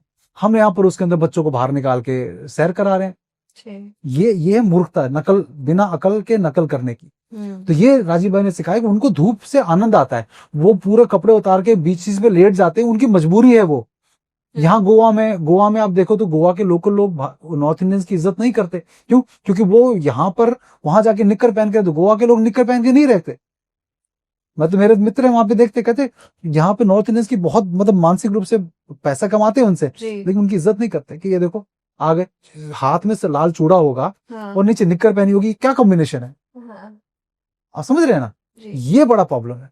ये जो बिना अकल नकल हमारा देश कर रहा है ना, राजीव भाई ने हमेशा इस पे जोर दिया, और ये बहुत अच्छे से समझाया उन्होंने कि उनके शैम्पू, उनके कोल्ड क्रीम, उनके साबुन, ये सब उनकी मजबूरी है, हमारी जरूरत नहीं हमें थी। जरूरत ही नहीं है इन सब। मैं देखिए, राजीव भाई जैसे व्यक्ति थे, वो थे जी। पित्त प्रकृति के व्यक्ति थे, उनको भोजन वो जो है बड़ा अच्छे से हाँ। भूख लगती थी उनका सब, तो उनके लिए भोजन की व्यवस्था, जो एक उनका प्रवास का भी नुकसान रहा, वो हालांकि वो नियम बहुत बोलते थे, लेकिन जब भी किसी के घर गए उन्होंने कभी भी ये नहीं कहा कि मुझे इस तरह का खाना पसंद है या उस तरह, जो जिसने दे दिया खा लिया, उसका भी उनके स्वास्थ्य पे प्रतिकूल प्रभाव पड़ा। लेकिन उन्होंने इस बात पे जोर हमेशा दिया कि विदेशों की नकल नहीं करनी, आप रहना भारतीय उसमें। तो जब वो ट्रेन में जाते थे तो लोग अपने घर से खाना बना के उनको ट्रेन में पकड़ाते थे। तो आज मैं भी वही करता हूँ। यही हुआ करता था ना पहले, अब तो खैर नहीं हो पा रहा है, बट पहले यही हुआ करता था। जैसे मान लो हम मम्मी और पूरी फैमिली के साथ अगर ट्रेन के सफर में कहीं जा रहे हैं, तो जो बीच के स्टेशन आते हैं, और अगर उस शहर में आपका कोई रिश्तेदार है तो वो स्टेशन पर आकर आपको डब्बा दे जाएगा, चाय कॉफी दे जाएगा। जिस समाज सेवा का बहुत बड़ा फायदा है कि मैं उनके घर में रहता था, तो उनकी माताजी बताती थी राजीव भाई की, कि बहुत सारे टिफिन इकट्ठे हो जाते थे राजीव भाई के, कि जिस भी यात्रा में गए, पूरे देश में कार्यकर्ता हैं, जिस भी स्टेशन से जा रही है वहां पहले फोन कर दिया 2-3 घंटे पहले कि भाई यहाँ से गुजर रहे हैं, हमारे लिए भोजन दे देना। तो राजीव भाई को भोजन देना लोग सौभाग्य मानते थे, तो उनको टिफिन देता। अब टिफिन कोई वापस तो नहीं मांगेगा कि राजीव भाई टिफिन दे देना हमारा, नहीं बोलेगा ना, तो टिफिन बहुत इकट्ठे हो जाते थे। तो ये समाज सेवा का राजीव भाई का एक प्रभाव था, और हम मानते हैं कि कहीं ना कहीं सौभाग्य हमको भी ये प्राप्त है कि हम भी जब जाते हैं ट्रेन में, तो अब देश में इतने लोग हो गए कि हर जगह रिश्तेदार तो है नहीं। करेक्ट। तो लोग बड़ा अच्छा मानते हैं कि वीरेंद्र भाई आप राजीव भाई का काम कर रहे हैं, तो हम आपके लिए भी भोजन की, तो भोजन पहुंचा देते हैं, क्योंकि ट्रेन का भोजन हम करते नहीं। ये समाज सेवा का बहुत बड़ा एक लाभ है, जो हमें लगता है कि राजीव भाई को भी मिला। हम तो उनका बनाया प्रसाद बांट रहे। देखिए, मैं मानता हूं कि आज मैं सिर्फ इसलिए लोग मुझे महत्व देते हैं कि राजीव भाई का जो एक प्रसाद था, उन्होंने खीर जो बनाई, मतलब चावल उन्होंने इकट्ठा किया, दूध उन्होंने इकट्ठा किया, मीठा उन्होंने इकट्ठा किया, खीर बनाए, हम तो केवल इस प्रसाद को बांट रहे हैं जी। सब रिसर्च उनकी, सब मेहनत उनकी, हम के प्रसाद बांट रहे हैं। और इन पॉडकास्ट को करने का भी अर्थ यही है कि उनकी इस मेहनत को लोग जो है गलत तरीके से अप्लाई जीवन में ना करें, बस जी, ये है। तो ये जो आपने बताया कि ये जो सूर्य की प्रचुरता हमारे देश में है ना, ये वरदान है हमारे लिए। हम उसको अभिशाप मानते हैं कि अरे इतना गर्मी है, टैन हो रहा है, तो ये जैसे चाय भी हमारे लिए नहीं है। हाँ, आप मुझे एक बात बताइए, आप चाय कॉफी भी नहीं लेते? नहीं। क्यों हानिकारक है चाय कॉफी? क्योंकि नहीं लेते हैं आप? और आपने दवा, आप कितने साल हो गए आप बीमार ही नहीं पड़े, या कोई दवाई नहीं लिया? बीमार जैसे मौसम परिवर्तन के समय तो पड़ना जरूरी है। हाँ। बुखार चढ़ता है, लेकिन जैसे तो दवाई नहीं लेते आप? नहीं, जो आयुर्वेद का जैसे कुछ ले लिया थोड़ा बहुत, जैसे गुड़ूची गिलोय ले लिया। तो देखिए, बुखार, उल्टी, दस्त, ये सब मित्र हैं आपके। यदि आपको बुखार चढ़ा है तो जैसे एक कहावत है कि दमाद, कुत्ता और बुखार 3 दिन खाना ना तो भाग जाते हैं। तो क्योंकि लंघन करना जिसको बोलते हैं जी कि लंघन करना जो औषधि है कि 3 दिन आप भोजन नहीं करोगे तो जो वायरस आया है बॉडी में, जो भी जीवाणु आया है, यदि शरीर टेम्परेचर बढ़ाकर उसको मारना चाह रहा है तो आप कोई ऐसी दवाई खाकर उस टेम्परेचर को कम मत कर लो तो वो वायरस मरेगा नहीं। तो यदि दवाई लोगे तो बुखार 1 हफ्ते में ठीक होगा, अगर नहीं लोगे तो 7 दिन में ठीक होगा। अच्छा बात समझे आप? हाँ तो ये है नियम कि जब मौसम चेंज होता है उस समय इम्यूनिटी कम होती है, उस समय आप बीमार पड़े तो अच्छा है आपके लिए। बार बार बीमार पड़ रहे हैं ये सब वो सब गलत है, लेकिन बीमार कम पड़ेंगे आप। तो क्या लेना चाहिए? जैसे आप कह रहे हैं कि दवाई नहीं लेना चाहिए जो एलोपैथी होने, आपकी लेकिन अगर बुखार हो जाए तो कॉमन है ना, तो क्या क्या लेना चाहिए फिर? नहीं, देखिए होम्योपैथी ले लीजिए, आयुर्वेद में गुरुची घनवटी आती है, गिलोय घनवटी आती है, ये सब मैं सफर में रखता हूँ अपने साथ, कभी हो गया ऐसा तो। बाकी जुकाम वगैरह कुछ भी हो जाए तो ये दवाई पॉपअप करने की आदत नहीं है। हमको भी आदत थी कि हम जब कॉर्पोरेट में थे तो मान लीजिए आज आपको जब बुखार होने वाला होता है तो आपको लगने लगता है पैरों में हरारत सी आती है, थकान सी आती है, मैं थोड़ी सी तो आपको लगता है बुखार चढ़ जाएगा। हम क्या करते थे, शाम को जाते थे और डॉक्टर के पास जाते थे, बोलते थे कि कल ऑफिस जा पाऊं, इतनी स्ट्रॉन्ग डोज दो कि मेरा बुखार रात में ठीक हो जाए और कल मैं ऑफिस जा पाऊं प्लीज। वो डॉक्टर ठीक है, वो 1000 mg की लिखते थे, रात में वो दवाई ली, बुखार तुरंत उतरा, पसीना आया और अगले दिन आप ऑफिस गए। लेकिन आपने एक बहुत खतरनाक एक विशिष्ट साइकिल को शुरू कर दिया जो आपके लॉन्ग टर्म में किडनी दब गया। हाँ वो दब गया, और आप जो आपको लग रहा है आपने बुखार ठीक नहीं किया, वो जो अंदर जीवाणु था कुछ भी था जिसकी वजह से बुखार है वो अभी भी है, वो कुछ और उत्पाद बचाएगा या वो दवाई कुछ और नुकसान करेगी। तो ये लाइफस्टाइल हमारा था जी। लेकिन आज हम व्यक्ति हैं कि राजीव भाई ने जो प्रेरणा दी उसके बाद से आज तक कोई ऐसी एलोपैथी की दवाई कुछ ऐसा नहीं लिया। आवश्यकता पड़ी 2-3 दिन बुखार के बाद तो गुरुची घनवटी ले ली, लेकिन हफ्ता भर रेस्ट। आप कहीं तो पॉज हुई, भागते रहेंगे, किस लिए भाग रहे हैं? जी जी जी। तो राजीव भाई ने वही सिखाया, अपनी बॉडी की सर्विसिंग रखो। ये माध्यम है, हाईवे पे खराब हो जाएगी तो फिर किसी भी मैकेनिक से ठीक कराना पड़ेगा, तो एटलीस्ट सर्विसिंग करा के रखो, घी तेल से इसको अच्छे से बढ़िया से चालू रखो। तो ये जो चाय कॉफी इन सब की जरूरत नहीं पड़ती। नहीं। और जैसे हम गाय गौमूत्र और गोबर की बात कर रहे थे, वैसे घी के बारे में अगर मैं आपसे पूछना चाहूँ, हम सब जानते हैं घी गुणकारक है, लेकिन आपने मुझसे एक बात कही कि घी दिन में 7 से 8 चम्मच लेना चाहिए, और जनरली हमारा कितना होता है 1 से 2 चम्मच जो रोटी में लग जाता है। या नहीं, बाजार का है तो अच्छा है, 1-2 चम्मच खा रहे हो बहुत अच्छा है। हाँ। ये गाय के घी की बात हो रही है, जो शुद्ध तरीके से बनाओ, वैदिक विधि से बनाओ। क्योंकि राजीव भाई के पिताजी का इंटरव्यू आप देखेंगे तो वो कहते थे कि जब फिरोजाबाद में जहाँ पे वो पढ़ते थे जो कॉलेज में, तो उनको 5 किलो घी लेके आते थे वो।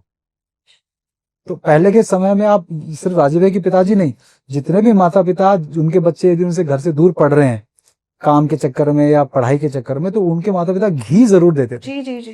क्यों देते थे? कि उनको पता है यही घी सुरक्षा करेगा। जैसे कहा जाता है, कहावत है कि यदि आप किसी दुश्मन के घर जा रहे हो तो घी और काली मिर्च साथ लेकर जाइए, तो किसी भी तरह का जहर होगा उसका असर कम कर देगा या आपको बचा देगा वो, अगर किसी ने जहर दे दिया आपको। तो ये आज की डेट में तो और रिलेवेंट हो जाता है ये कि घी, मैं घी के बारे में बहुत कुछ बोल सकते हैं। टेक ऑफ घी हमारी शुद्ध गाय का घी जो बनता है, जिसकी विधि ये है कि रात में आप गाय का दूध गर्म करिए, उसको रात में दही जमाइए, सुबह दही जमेगा, उस दही को राइट लेफ्ट लकड़ी की मथनी से उसको बिलोना करिए, ठीक है। उसका मक्खन निकलेगा, जो दही है उतना ही उसमें पानी मिलाइए, फिर बिलोना कीजिए, फिर जो मक्खन निकलेगा वो मक्खन 5 वर्ष के बच्चों के लिए अद्भुत औषधि है। आप बच्चों को मक्खन, श्री कृष्ण ने मक्खन खाया तो संदेश दिया कि बच्चों के लिए मक्खन बहुत आवश्यक है, ये संदेश था उनका। अब हमने वो मक्खन जो उसके बाद उससे घी बनाया, ये है घी। बस यही एक प्रोसेस है, बाकी जितने भी है सब शॉर्टकट है जी। वो जो मलाई इकट्ठी करते हैं कई दिनों की, वो उस लोगों ने सीख लिया, वो आप उस घी का पूरा गुण खत्म, घी जैसा कुछ खा रहे हैं। विधि निषेध का ध्यान रखे बिना खा रहे हैं। विधि निषेध का बहुत ध्यान रखना पड़ेगा कि क्या विधि है क्या निषेध है, उसके बिना आप बस एक घी जैसे दिखने वाला। आजकल तो लोग इतनी मूर्खता कर रहे हैं कि घी से मक्खन बना रहे हैं। मक्खन से घी बनता है ना, घी से, हाँ, कि उसको आइस क्यूब में ऐसे मिलाएंगे तो उनको उस जैसा दिखने वाला कुछ चाहिए। स्टुपिडिटी है, मूर्खता है। हाँ, जो प्रोसेस है उसमें रहिए ना, तो एंड का रिजल्ट पाने के लिए आप कोई भी विधि अपना लेंगे गलत है। तो यही एक विधि है जिससे घी बनाया जाएगा, जो आप खाएंगे तो जो मोटापा भी नहीं बढ़ाएगा, जो आपके हार्ट की प्रॉब्लम्स को में भी लाभ करेगा। ये एक बड़े अच्छे एक एमबीबीएस डॉक्टर हैं, वो तक ये बहुत बोलते हैं आजकल तो। और विदेशों में तो विदेशी लोग तो धन्यवाद करते हैं भारत का कि आप जिस कंट्री ने घी का आविष्कार किया, हम धन्य मानते हैं आप लोगों को। घी जैसी कोई वस्तु इन्वेंट करना ये दुनिया में किसी के वश की बात नहीं थी, ये भारत में इन्वेंट हुआ ना। किसने दिमाग लगाया होगा कि दूध को गर्म करेंगे तो लाइफ बढ़ गई उसकी 12 घंटा, अब 12 घंटे के बाद और लाइफ बढ़ानी है, क्या किया जाए इसके साथ, इसको दही बना दो, दही की 12 घंटा और लाइफ बढ़ गई, अब दही को भी और लाइफ कैसे बढ़ाएं, तो इसके अंदर जो इसको भिगो दो, भिगोने के बाद अब इसकी भी मक्खन निकल गया और छाछ निकल गई, छाछ की भी लाइफ लंबी होती है और मक्खन की भी 3-4 दिन की आयु है, इसको भी और बढ़ाना है, कैसे करें, तो इसको घी बना दो। सोचिए ना, वही घी जो हम खाते हैं, जो हम पूजा में लेते हैं। आप दुनिया की कोई वस्तु मुझे बता दीजिए, मक्खन में आप क्या खत्म कर देते हैं कि वो घी बनता है। मक्खन जो होता है उसमें से घी कैसे बनता है, जब आप उसको गर्म करते हैं तो उसमें से क्या उड़ जाता है, जल तत्व जो उसका जल तत्व है वो उड़ जाता है। मतलब ये कि मक्खन में जल, और अब वो जो जल तत्व उड़ने के बाद घी बना, अब घी कहाँ प्रयोग हो रहा है, दिया जलाने में या हवन करने में भी यूज हो रहा है, मतलब वो अग्नि बढ़ाने वाला है। मतलब जल और अग्नि दोनों एक साथ थे। दुनिया में कौन सी चीज है जो जल और अग्नि एक साथ में, घी था। तो ये किसने दिमाग, ये भारत के लोगों ने था। तो ये विषय को लोगों ने विकृत कर दिया। आज ऐसे ही नहीं, घी के ऊपर आप देखो राजीव भाई की वजह से आज घी की ब्रांड्स देखिए, A2 घी, A2 घी। मैं ये हाथ जोड़ के निवेदन कर रहा हूँ, ये A2 शब्द लिखना बंद कर दीजिए। ये सब लोग होता है A2 का? A2 एक प्रोटीन होता है जो कहते हैं कि देसी गाय में पाया जाता है इनके अनुसार। ये एक बुक लिखी गई थी, उसमें A2 मार्का बताया कि A2 मिल्क, A1 मिल्क जो विदेशी गाय, जर्सी गाय, होलिस्टीन फ्रीजियन गायों को बताया गया, और A2 वो देसी गाय को बताया गया। अब हो क्या रहा है कि आज की डेट में अमूल का भी A2 भैंस का दूध बिक रहा है, मार्केट में है खुले हाथों। मतलब भैंस के दूध को भी A2 भैंस का दूध करके, तो अगर A2 शब्द का आप कल कहोगे A2 घी, A2 घी, A2 घी है ना, आप क्या कहेंगे, अरे A2 घी है क्या आपके पास, वो कहेगा कि हाँ है। तो आप ये नहीं पूछो कि देसी गाय का है, वो टेक्निकली A2 है। आप कहेंगे A2 मतलब देसी गाय, तो A2 तो भैंस का भी दूध बिक रहा है। तो मतलब ये हुआ कि कल को इस मार्का के ऊपर ही अंधविश्वास हो जाएगा आपका, जैसे वेजिटेरियन नॉन वेजिटेरियन का मार्का चलता है ना, ग्रीन डॉट और रेड डॉट। अब हम ये नहीं सोचते कि ग्रीन डॉट लगा है तो जो डेफिनेशन वेजिटेरियन की है उस पर भी अगर ग्रीन मार्का लगा दे, अंधविश्वास में हम क्या करते हैं, अरे तो वेजिटेरियन है। नहीं, आपको देसी गाय ही लिखना है, A2 शब्द लिखना बंद कर दीजिए। हम कभी नहीं लिखते। तो मार्केट में जितने घी आ रहे हैं वो सब A2 कर रहे हैं, तो भेड़ चाल में पैसा कमाना है ना। मूल विषय पे आप देसी गाय का नाम ही खत्म कर दोगे ना, आप A2 घी, A2 घी, अब लिखो देसी गाय का घी, क्या प्रॉब्लम है। तो गाय का घी भी है, भैंस का घी भी है। हाँ, अच्छा तो गाय का ही घी हो, देसी गाय 100%। मैं 2 kilo brand recommendation, 2 kilo brand recommendation तो अपने घर में बनाइए, सबसे अच्छा है। ठीक है, बहुत सारे लोग आजकल दे रहे हैं, हम लोग भी देते हैं, हालांकि मैं उसका प्रचार करने नहीं आया, लेकिन आप सबसे पहले अपने घर में बनाइए। अगर देसी गाय का घी दूध आ जाता है आपके पास, सबसे बढ़िया है आपके, क्योंकि घी तो मिल जाएगा। अगर देसी गाय का दूध मिल पा रहा है तो आपके बच्चे के लिए मक्खन मिल जाए, उसकी व्यवस्था कर लीजिए। मैं कहता हूँ चाहे वो मशीन हाथ से ना बिलो पाओ, अगर हाथ से कर लो, जो हाथ वाली ये मशीन वाली आती है ना, नहीं मिक्सी नहीं, राइट लेफ्ट घूमना पड़ेगा। गुण तभी आएगा, वैसे बन जाएगा, शॉर्टकट नहीं। तब आपका बच्चा जैसा बनाना चाहते हो वैसे बनेगा, जो राजीव भाई कहते थे। कितना इंटेक ऑफ घी जैसे महीने में जरूरी है हमारे शरीर के लिए? 7 से 8 चम्मच डेली खाना चाहिए, क्योंकि घी का जो मेल्टिंग पॉइंट है वो बॉडी से कम होता है। तो जो बॉडी टेम्परेचर पे गाय का घी जो है हमेशा मेल्टेड फॉर्म में रहता है, इसीलिए वो कभी आपको एक्यूमुलेट होकर आपको ब्लॉकेजेस, मोटापा नहीं करेगा आपका। जी। तो ये राजीव भाई ने ही इस विषय को महत्वपूर्ण समझाया। तो आज कुम्हारों का रोजगार, गाय गौशालाएं और उसमें घी का जो कारोबार बढ़ा है वो इसकी वजह से बढ़ा है। उसमें भी कई लोग गड़बड़ कर रहे हैं, तो विश्वास पात्र व्यक्ति है तो पहले अपने घर, नहीं मिले तो कोई आपका किसान जो बिल्कुल शुद्ध विधि से बना रहा है उसको दीजिए, थोड़ा एक्स्ट्रा दे के लीजिए, लेकिन ये घी भी इन्वेस्ट करिए, ये हेल्थ इंश्योरेंस है आपका। मैं आज बताऊं जी। वीरेंद्र जी, जैसे आपने अभी एक कॉन्वर्सेशन के बीच में आपने दांतों के बारे में बताया था ना, एड्स जैसे कोलगेट की एड वगैरह होने लग गई है, बट अगर मैं आपसे पूछूं हमें दांत साफ कैसे रखना चाहिए? हम सभी पेस्ट तो यूज करते ही हैं, but what do you recommend देखिए हमारे बड़े बूढ़ों के जो है दांत बहुत अच्छी कंडीशन में रहते थे।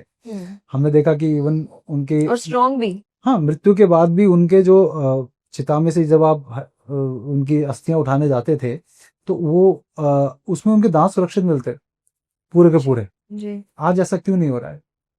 कारण ये है कि हमने अपने दांतों की देखभाल, ओरल जो हेल्थ है उससे आपकी बहुत सारी हेल्थ निर्भर करती है। यदि आपके दांत ना रहें तो आप देखिए कि आपको क्या कठिनाई आने वाली है कि आपका जी। बहुत सारी चीजें आप खा नहीं पाएंगे, ठंडा लगना, गर्म लगना। तो राजीव भाई ने इस विषय पे बहुत अच्छी एक बात बताई थी कि नमक और हल्दी जी। ये अपने आप में अद्भुत अद्भुत उपाय है। आप दुनिया में भूल जाइए कोई दिक्कत कभी होगी आपको यदि आपने नमक और हल्दी के मंजन से करना शुरू किया। नमक और हल्दी हल्दी चार तो दांत चार पीले नहीं हो जाएंगे? नहीं हैं? नहीं आप जब कोयले करने से काले नहीं हुए तो फिर हल्दी से पीले कैसे हो जाएंगे? सच में पीले नहीं हो? नहीं। आप देखिए ओरल, आप जब आप आयुर्वेद पढ़ते हैं उसमें एक नियम है, जैसे हमारे गुरुदेव भी हमने देखा है वो करते हैं। जब भी गुरुदेव भोजन करते हैं, भोजन करने के तुरंत बाद वो गुनगुना पानी कराते हैं। तो आप सब भी ये शामिल करिए, जब भी आप खाना खाएं एक गुनगुना पानी, थोड़ा गुनगुने थोड़ा ज्यादा गर्म, उससे आप कुल्ला करिए 16 बार। जी। तो ये जो मुख प्रक्षालन बोलते हैं इसको, ये मुख प्रक्षालन की विधि, जब भी आप अगर मान लो गर्म पानी नहीं भी है तो भी आप 16 बार कुल्ला करिए तो आपके दांतों से बहुत कुछ ऐसे ही निकल जाएगा जो भी फंसा रहता है, कुछ जो सड़न पैदा करेगा। उसके बाद आप जो है सुबह कीजिए मंजन, गाय के गोबर से बना हुआ मंजन होता है। अच्छा। हाँ, उसके अंदर कई औषधियां डलती हैं। आज हमारे एक मित्र बनाते हैं, उस मंजन को करने से इतने लोगों ने कहा है कि हमारी इतनी सारी प्रॉब्लम सॉल्व हो गई। तो वो गाय के गोबर को, राख जो होती है, हाँ। उसको जलाकर जो उसकी राख होती है, काली काली राख बना, उसके अंदर कई औषधियां और 10-12 मिक्स करके उससे आप मंजन करिए। और अपने राजीव भाई ने बोला कि मसूड़ों को मसाज करना है। जी। ब्रश क्या करती है? सिर्फ दांतों को क्लीन कर रही है, दांतों को आप मसूड़ों पे नहीं मार सकते। तो एक नेचुरल हमारी इस उंगली से, ये जो उंगली है, इस उंगली से यदि आप करेंगे तो मसूड़ों की मसाज करें तो मसूड़े मजबूत होंगे। तो आपने मंजन कर लिया, खाना खाया, खाने के बाद में 16 बार कुल्ला कर लिया या गुनगुने पानी से कर लिया। उसके बाद सुबह और रात में ये मंजन किया। मंजन करने के बाद एक मिक्सचर बना के रखिए, मैं अपने साथ हमेशा रखता हूँ। उस मिक्सचर में क्या करिए, 4 चम्मच हल्दी और 1 चम्मच नमक, जी। सेंधा नमक आपने मिक्स करके रख लिया उस मिक्सचर को। और आयुर्वेद में एक विधि होती है जिसको बोलते हैं गंडूश, जिसको इंग्लिश में बोलते हैं ऑयल पुलिंग, उसको गंडूश बोलते हैं। तो ये ऑयल पुलिंग में क्या करते हैं, आप हफ्ते में एक बार जो है मुंह में सरसों का तेल लिया आपने और ऐसे भर लिया और 10-15 5-10 मिनट जब तक चींटियां नहीं काटने लगे आपको, तब तो मुंह में रखना है। तो उसके बाद उसको, तो कई कई तेलों का होता है अलग अलग, जैसे अलग अलग ज्योग्राफिक एरिया के हिसाब से। मुख्यतः ये सरसों के तेल से किया जाता है। आपने वो सरसों का तेल वो थूक देना है थोड़ी जी। और उसके बाद कुल्ला नहीं करना, गागल नहीं करना है, नहीं सिर्फ मुंह में रखना है। ओके। वो चींटियां काटने लगेंगी बहुत तेज आपको, फिर आपने थूक देना है। वो अंदर से कई टॉक्सिन्स खींच लेता है, अच्छा। आपका पित्त का, दांतों में जो कुछ भी फंसा हुआ निकाल।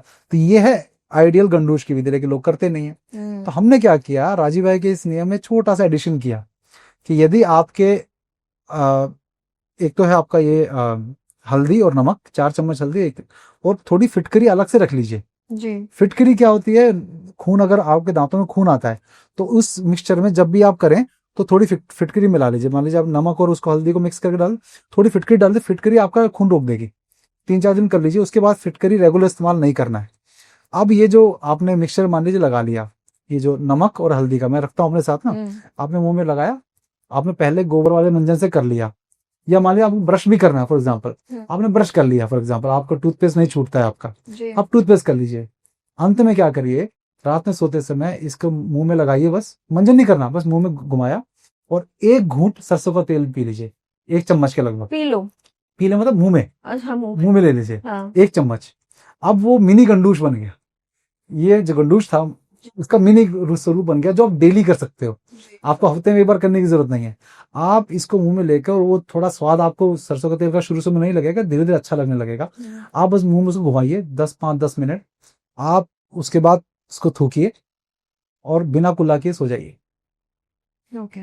आपको सुबह ध्यान ही नहीं रहेगा कि आपको कुल्ला मतलब मंजन करने की जरूरत है या ब्रश करने की जरूरत है। इतनी फ्रेशनेस आपको हो गई, मुंह में बासीपन क्यों नहीं लग रहा है। कई 2 साल तक तो मैंने सुबह ब्रश ही नहीं, मतलब मंजन ही नहीं किया। क्यों? क्योंकि रात में ये करता था तो मुझे देखना था कि, तो सब कहते कि, मैंने कहा मैं मंजन नहीं कर, 2 साल तक तो कुछ कहते अब मुंह तो बहुत फ्रेश रहता है। सब लोग कहते हैं कि यार गंद सब, क्योंकि आप हल्दी जो है उसके अंदर एंटी बैक्टीरियल प्रॉपर्टीज हैं। तो आप देखेंगे कि तो राजीव भाई ने जो सुबह बोला कि उषा पान करना चाहिए, या फिर सुबह सुबह की लार लगा लीजिए आंखों में, तो मैं लगाता हूँ। अच्छा। अगर आपको चश्मा हटाना है, हाँ। आंखों को ठीक रखना है, आंखों में से कचरा निकलना है, या फिर कहीं आपको फोड़ा फुंसी हुई है, पिंपल निकल रहा है, तो आप सुबह सुबह की, अभी एक फिल्म एक्ट्रेस थी उसने भी ये बोला। थूक का हाँ वो लगाना, हाँ स्पिट आपका। हाँ, इस पर तो वो जो सुबह सुबह की नमन भाटिया ने बोला था। हाँ, तो वो फिल्म बोलना ज्यादा अच्छा है, तो हम्म। उसने कहा कि लगाते हैं। तो ये पुराना तरीका है कि आपकी आंखों की प्रॉब्लम, ये सब प्रॉब्लम, तो राजीव भाई ने बहुत बोला कि अपनी लार कुत्ता भी चाटता है तो चाट चाट के ठीक कर लेता है, तो हम कम से कम उस लार को तो लगाएं। लेकिन अब क्या प्रॉब्लम है कि अब आपने रात को 12 बजे नॉनवेज खा के सोए, आपने शादी का खाना खा के सोए आप, अब आपकी जो लार बन रही है उसकी गुणवत्ता क्या है? जी। वो तो कचरा बन गई। तो आपको रात में जब ये करके आप सो रहे हैं, तो जो सुबह आपकी लार बन रही है ना, वो भी बहुत औषधीय गुण वाली बन रही है। तो जब आप पानी पी लेंगे तो वो जो लार अंदर जाएगी तो पेट को ठीक करेगी, कहीं लगा लेंगे तो उस जगह को ठीक करेगी, आंख में लगा लेंगे आंख ठीक करेगी, स्किन पे लगाएंगे स्किन ठीक करेगी। कई जगह तो ऐसे होता है कि मुंह में पानी लिया, मतलब हमारे थूक में भी गुण है। हाँ मुंह में पानी लिया, हाँ। दोबारा से उसको पानी को हाथ में लिया और उसी से मुंह धो लिया, ये करते हैं कई। तो ये लार की क्वालिटी बढ़ेगी कैसे? जब आप रात में मंजन करेंगे। और जीवन में कभी कोई दांत की प्रॉब्लम होगी, भूल जाइए, होगी ही नहीं। जी। ये इतना अद्भुत उपाय जो आप कर सकते हैं, आपके बहुत सारे खर्चे बच जाएंगे। 1-2 साल में आपको डेंटिस्ट से कुछ साफ ऑफ कराना, वो मर्जी आपकी, ब्रश करना है। मैं ये कहता हूँ कि अगर नहीं आदत छूटती कई लोगों की, कई ब्रश के बिना, तो आप मंजन से भी ब्रश से कर लो ना, क्या दिक्कत, दांत साफ ही तो करने हैं। लेकिन मुख्य तो जड़ है ना, मसूड़े। जी जी जी जी। उन मसूड़ों को जब तो मजबूत नहीं करोगे, निर्जीव दांत को क्या करके करोगे आप? ये तो निर्जीव है ना, इसको चमकाते रहो। जी। मतलब जड़ में आप पानी नहीं दे रहे हो और पत्तों पे पानी दे रहे हो, तो ये तो मूर्ख, यही तो कर रहे हैं। बात है, मसूड़ों में लग ही नहीं रहा। तो मसूड़ों को मसाज करके करेंगे तो आपका, तो ये राजीव भाई ने बहुत बड़ा रामबाण दिया जिसको हम फॉलो कर। आप बालों के लिए क्या कहते हैं? जैसे आपने अभी दांतों के लिए, हाँ। Hair fall is the biggest problem. हम गोमूत्र से बना हुआ एक शैम्पू प्रयोग करते हैं, और या आंवला रीठा शिकाकाई जो है ना, उसको भिगो। मूत्र का बहुत मेजर रोल हाँ है, हाँ, प्ले करता है। हाँ। अभी क्या है कि बालों का स्वास्थ्य, जैसे अभी आपके पिताजी के अनुसार, या आपकी पित्त प्रकृति है या कुछ प्रकृति है, तो आपके बाल जो है जल्दी झड़ेंगे। जैसे मेरे साथ के कई मित्र हैं, उनके पूरे झड़ गए अभी तक। लेकिन हमारे सफेद हो गए थे बाल पहले, जब हम 27-15 साल पहले। लेकिन जब से नियम करना शुरू किए हैं, तो उससे भी दोबारा फिर सफेद, अब काले हो गए। हाँ, सब काला हो गया। तो अब आंवला रीठा शिकाकाई को भी लगाएंगे आप शैम्पू की जगह, तो हफ्ते में 2 बार लगा लीजिए, उसको पीस कर उसका पेस्ट बना के, तो बहुत अच्छे से आपके बालों को फायदा देता है। कोई केमिकल, क्योंकि जितने भी लोग आज के डेट में अपने सर पे कोई केमिकल यूज कर रहे हैं, चाहे वो आप ये यूज करते हैं डाई, जो आप बाल काले करने की, ये डाई वगैरह सब अब्जॉर्ब होती है, तो जाके किडनी के ही रोग कर देंगे, आपको किडनी का पेशेंट बनाएंगे, डायलिसिस का पेशेंट बनाएंगे जी। तो ये हमें बचना चाहिए। तो राजीव भाई ने जो आयु है, उस आयु को एंजॉय करिए। अगर बाल सफेद हो गए तो सफेद को एंजॉय करिए, लेकिन उसको वो मत करिए, आर्टिफिशियल मत, कुछ ऐसा मत करिए ना। जैसे हम अभी गोमूत्र के बारे में और उसके बहुत सारे जो बेनिफिट्स है उसके बारे में हम बात कर रहे थे, तो मैंने सुना है गोबर का रस भी बहुत बेनिफिशियल होता है और लोग पीते हैं। देखिए, आपके इस वीडियो पे बहुत सारे पुरानी ये नोटिस भेजना शुरू कर देंगे लोग, लेकिन मैं अपना अनुभव बता रहा हूँ, ये इस डिस्क्लेमर के साथ कि मैं अपना हजारों लोगों को हमने बताया है कि गाय के गोबर का रस पीने से नॉर्मल डिलीवरी 100% होती है। नॉर्मल डिलीवरी 100% होती है। तो मतलब जो भी औरतें माँ बनने वाली है और जिन्हें नॉर्मल डिलीवरी चाहिए, तो वो गोमूत्र और गोबर का रस अगर लेने, गोबर का रस का मतलब, तो यदि जो गोबर का रस है उसका निकालने का है कि जो गोबर गिरता है, अगर नीचे गिर भी गया है, तो उसका ऊपर का जो पार्ट है उसको आपने लिया, जो अभी मिट्टी में नहीं गया है, उसको थोड़ा सा खुद उसको लेकर कपड़े छान आप सूती कपड़े में कर लेंगे उसको, तो उसका रस निकलेगा जी। उस रस को लेबर पेन शुरू होने के बाद आप दे दीजिए। तो हमारे कई सारे साथियों ने, इवन मेरी खुद की पत्नी ने जो है दाई के माध्यम से डिलीवरी करवाई थी, तो खुद की पत्नी को गाय को गोबर का रस दिया और बच्चा नॉर्मल हुआ। गोबर का रस और गोमूत्र एक साथ मिक्स करके। जी, आज लगभग 300 से ऊपर डिलीवरीज सिर्फ फोन पे मैंने उनको बोला कि हॉस्पिटल में अगर हैं डॉक्टर सिजेरियन की तैयारी कर रहे हैं, सी सेक्शन नहीं, डॉक्टर्स आजकल सी सेक्शन बोलते का हैं। फायदा है ना, तो सी सेक्शन की तैयारी कर रहे हैं तो वो चुपके से जाकर वो गोबर का रस पिला दिया और वो नॉर्मल 10 मिनट में नॉर्मल डिलीवरी हो गई। क्योंकि गाय के गोबर का रस प्रेशर बनाता है वायु का, वो इतना पॉजिटिव प्रेशर बनाता है कि वो बच्चा हो ही जाता है आराम से। जी। बस बस आपको वो रस के गाय को गोबर का रस पीना है, नहीं ऐसा नहीं सोचे अरे पी लो जीवन भर दवाई। आपके शरीर का इतना बचाव हो रहा है, कोई जहर तो है नहीं वो। लेकिन साइंटिफिक जो मैंने अभी कहा, साइंस सब चीजों को तोलता है अपने पैमाने पर, उसको कौन तोलेगा। जी। तो ये विधि जो है ये बहुत पुरानी विधि है जिसको प्रयोग किया जा रहा है। तो अब हमारे हमारे खुद के परिवार में मेरा बेटा उसी से पैदा हुआ, कितने सारे लोगों को हमने बताया तो उनका ऐसे पैदा हुआ, सबके कोई आज से एक भी फेल्योर नहीं है कि गाय को, इवन एक का तो बच्चा डेड था जी। घर में, वो 1-2 दिन पहले डेथ हो गई बच्चे की, पता नहीं था उनको, तो डॉक्टर के बजाय वो नॉर्मल डिलीवरी कराने के तो उन गाय को गोबर रस पिया, तो गाय के गोबर रस पीने के बाद वो डेड बच्चे को भी उस बाहर निकल गया। क्या बात कर रहे हैं? जी, जो अदरवाइज बिना ऑपरेशन नहीं निकलता। हाँ, मतलब जी, आपको वो देयर इज अ प्रोसीजर। हाँ, वो उस डेड बच्चे को भी निकाल दिया। तो ये बहुत अद्भुत है जो राजीव भाई ने बताया, तो हम तो उसको फॉलो करना शुरू किया तो बहुत लोगों को लाभ मिला। जिन जिन महिलाओं ने हिम्मत कर ली वो धन्यवाद करती हैं, क्योंकि गाय के गोबर का रस का स्वाद अगर आपको नहीं भी अच्छा लग रहा तो जिंदगी भर तो मुंह में थोड़ा रहने वाला है जी आपके। जी जी जी। तो देखिए, गोबर जो पंचगव्य है ना, गाय के 5 तत्व है, उन सब 5 तत्वों में अद्भुत गुण है। इसके अंदर अगर लैब रिपोर्ट आप करवाएंगे गौमूत्र की, तो उसमें बहुत सारे आपको गुणकारी तत्व मिलेंगे जो साइंस भी एक्सप्लेन नहीं कर सकता कि गाय के गौमूत्र में कैसे आ गए या गोबर में कैसे आ गए। इसीलिए गौमय बसते लक्ष्मी, गौमय बोलते, गौमय मतलब गोबर, गोबर तो गौमय बसते लक्ष्मी, तो उसमें लक्ष्मी कैसे बसती, कैसे कोई मतलब गलती से तो लिख नहीं दिया गया। तो आज हमारे बच्चे पैदा होने के बाद 21 दिन तक पंचगव्य पिलाया गया उनको। पंचगव्य में गाय की 5 चीजें आती है।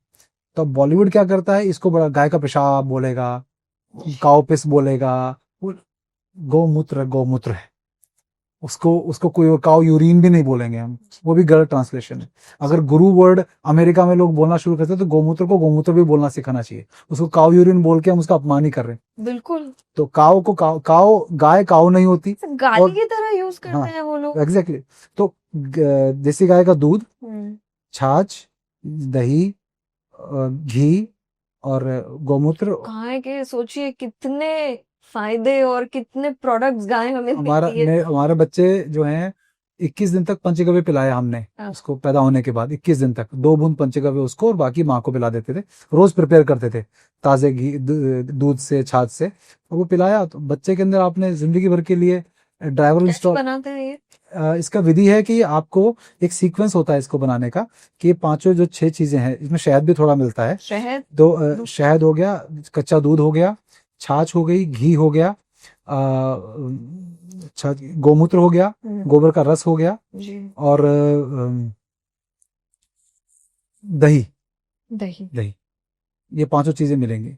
और छठा शहद, इसको बराबर मात्रा में मिलाकर इसको गर्म करके, इसका एक विधि है, आप बोलेंगे तो डिस्क्रिप्शन में दे दूंगा, अब लिख के, तो बनाकर पिलाइए। 21 दिन तक आप 2 बूंद बच्चे को पिलाइए, आपको जीवन में बच्चे को बीमारियां और उसकी इम्यूनिटी बहुत बढ़िया रहेगी जी।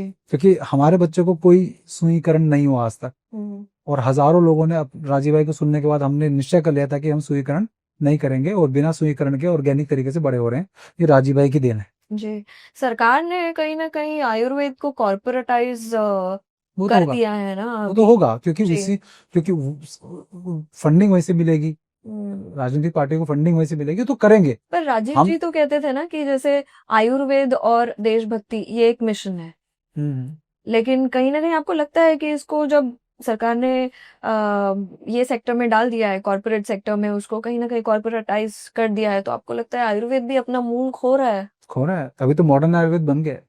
आज जिस आयुर्वेद में नाड़ी विद्या की बात होती थी, आज बीएमएस डॉक्टर को नाड़ी विद्या नहीं सिखाई जा रही जी। और बीएमएस डॉक्टर्स अगर पढ़ाई कर रहे हैं तो उनके मन में ये रहता है कि हमारी प्रैक्टिस कैसे चल जाए, क्योंकि इसकी इतनी महंगी पढ़ाई है, उसका आरओआई के लिए उनको प्रिस्क्राइब करते हैं वो एलोपैथी की दवाइयां, तो आप क्या करेंगे, तो उसका स्वरूप तो बिगड़ेगा। और एलोपैथी की जो सर्जरी है आयुर्वेद के लोगों को नहीं करने के अलाउड है। ये भी बड़ी बड़ी दुर्भाग्य वाली बात है ना, कि जो सुश्रुत ऋषि ने जिस सर्जरी का इन्वेंशन किया वो आयुर्वेद के डॉक्टर्स को ही नहीं करने की आज्ञा है। तो ये तो बड़ा विडंबना है। तो स्वरूप तो हर चीज का बदलेगा, बिगड़ेगा। तो रविंद्र शर्मा जी हमेशा यही कहते थे कि बीज बचा के रखो। राजीव भाई भी जो ज्ञान लिया, मैंने बताया, तेलंगाना में रहते थे, हमेशा एक बात कहते थे, इस व्यवस्था को बदलने का प्रयास करने की बजाय आप केवल बीज बचाओ जी। आपने बच्चों को तैयार करो।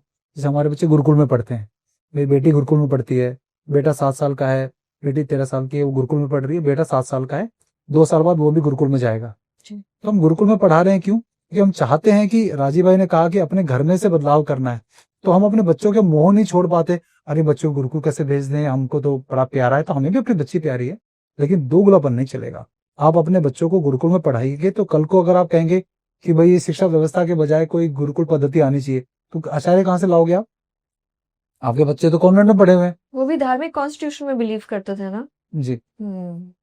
राजीव जी जी हमेशा से रहा है जी। अच्छा, उनके रिसर्चर्स क्या, वो उनके लेक्चर्स में ना काफी बार हमने रॉथस्चाइल्ड फैमिली और अमेरिकन कुछ फार्मा BIS स्टैंडर्ड्स जैसे स्पेसिफिक नाम आते हैं, वो भी कुछ रिसर्च कर रहे थे इसके पीछे। उसमें काफी कुछ रिसर्च उन्होंने की हुई थी, बस ये कि बोल नहीं पाते थे डायरेक्ट नाम, क्योंकि डायरेक्ट नाम बोलने का मतलब ही है कि आपको रास्ते से हटा दिया जाएगा।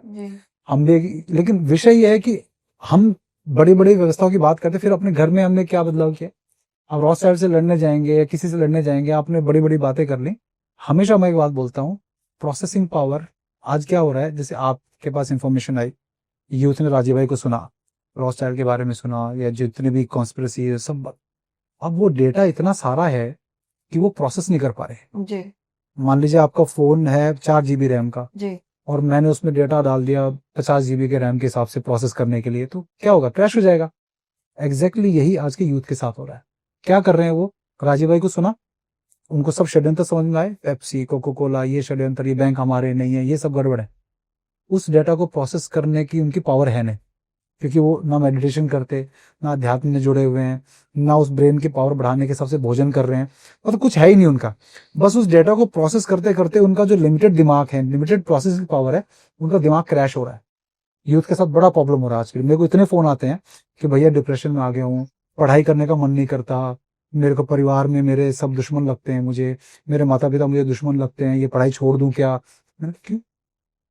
कहते भैया समझ में नहीं आ रहा, इतना सारा डेटा है, सब गलत हो रहा है, ये देश तो बर्बाद हो जाएगा, कल ही बर्बाद हो जाएगा, मुझे लग रहा है 1 साल में सब खत्म हो जाएगा। मैंने कहा नहीं, जब खत्म होगा तू हर दिन खत्म कर रहा है इसको, वो ये खत्म एक दिन होगा ना। होता क्या है, प्रतिदिन मरने, मतलब एक दिन मरने के बजाय रोज मर रहे हैं उस डेटा को प्रोसेस ना करने के कारण। तो मैं उनको सबको ये कहता हूँ कि पहले अपने दिमाग की प्रोसेसिंग पावर बढ़ाओ, क्योंकि अगर आपने प्रोसेसिंग पावर नहीं बढ़ाई तो राजीव भाई के नॉलेज को भी आप गलत तरीके से इंप्लीमेंट करने के चक्कर में नुकसान कर बैठोगे। कई मुझे फोन आते हैं, मैं इस नेता को मारना चाहता हूँ, ऐसे बोलते हैं। क्यों क्यों? राजीव भाई ने कहा ये सब भ्रष्टाचारी हैं। मैं अगर तूने कर दिया, एक लड़का भागकर, बहुत बात 2012 के बाद एक लड़का तो अपना घर छोड़ के भागकर मुझे मेरे घर से 2 किलोमीटर दूर पहुंचकर, कि मुझे उससे पता था कि यहीं के एरिया में रहता हूँ, भैया मैं आ गया हूँ, मुझे इस नेता को मारना है। क्या तुम राजीव दीक्षित के नाम से किसी को मारोगे और वो कल को कहेंगे राजीव दीक्षित ये सिखा रहा है सबको, उसने ये शिक्षा दी है? तो ऐसे नहीं। तो ये है तब जब आपकी ब्रेन प्रोसेसिंग नहीं कर पाता चीजों की, कि सॉल्यूशन कहाँ निकालना है जी। तो मैं इसीलिए जो मैं अपना रोल मानता हूँ, मैं ब्रॉडकास्ट से अपने, क्योंकि देश भर में इतने लोग तो मुझे जानते हैं कि मुझे अपने प्रमोशन की जरूरत नहीं है, लेकिन राजीव भाई के विषय को लेकर जब कोई नया बच्चा 20 साल का, 19 साल का, उस 9th-10th के बच्चे जो हैं जब निकलेंगे, किसके पास जाएं, क्या करें? तो उनको ये राह दिखाना जरूरी कि राजीव भाई के विषय को भी सही से इंप्लीमेंट करने के लिए अपनी बुद्धि की प्रोसेसिंग पावर बढ़ाओ। वो किससे बढ़ेगी? जब आपके जीवन में अध्यात्म होगा, जब आप जो है मेडिटेशन करेंगे, दिमाग को शांत करेंगे, सही भोजन करेंगे। अब आप मांसाहार कर रहे हो, शराब पी रहे हो, सोचो कि मैं देश के लिए सोच रहा हूँ, वो सारा प्रोसेसिंग पावर नहीं कर पाने, आपका दिमाग तो क्रैश होने वाला है 100%। ये एक बहुत बड़ा संदेश मैं चाहता हूँ कि सबको मिले, कि राजीव भाई को सुनो जरूर, उस डेटा को प्रोसेस करने लायक ताकत डेवलप कर लो बस जी, नहीं तो नहीं कर पाओगे जी।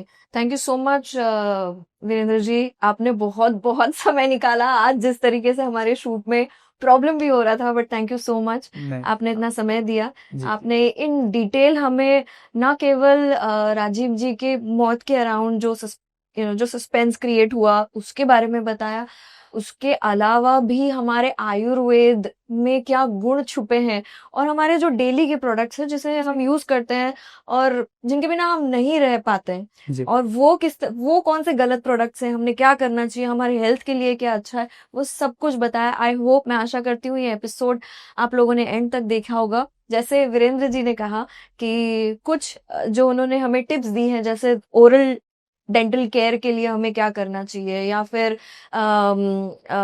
गाय और गोमूत्र, गाय से जो हमें प्रोडक्ट्स मिलते हैं जैसे गोमूत्र है, गोबर है, और काफी सारी चीजें, क्या क्या हम कर सकते हैं, वो काफी सारी आपने चीजें बताई है। हम उसे अपने, आशा करती हूँ हम अपने उसको लाइफ में इस्तेमाल करें, और हम भी हेल्थ बेनिफिट्स देखेंगे जरूर हमारे लाइफ में।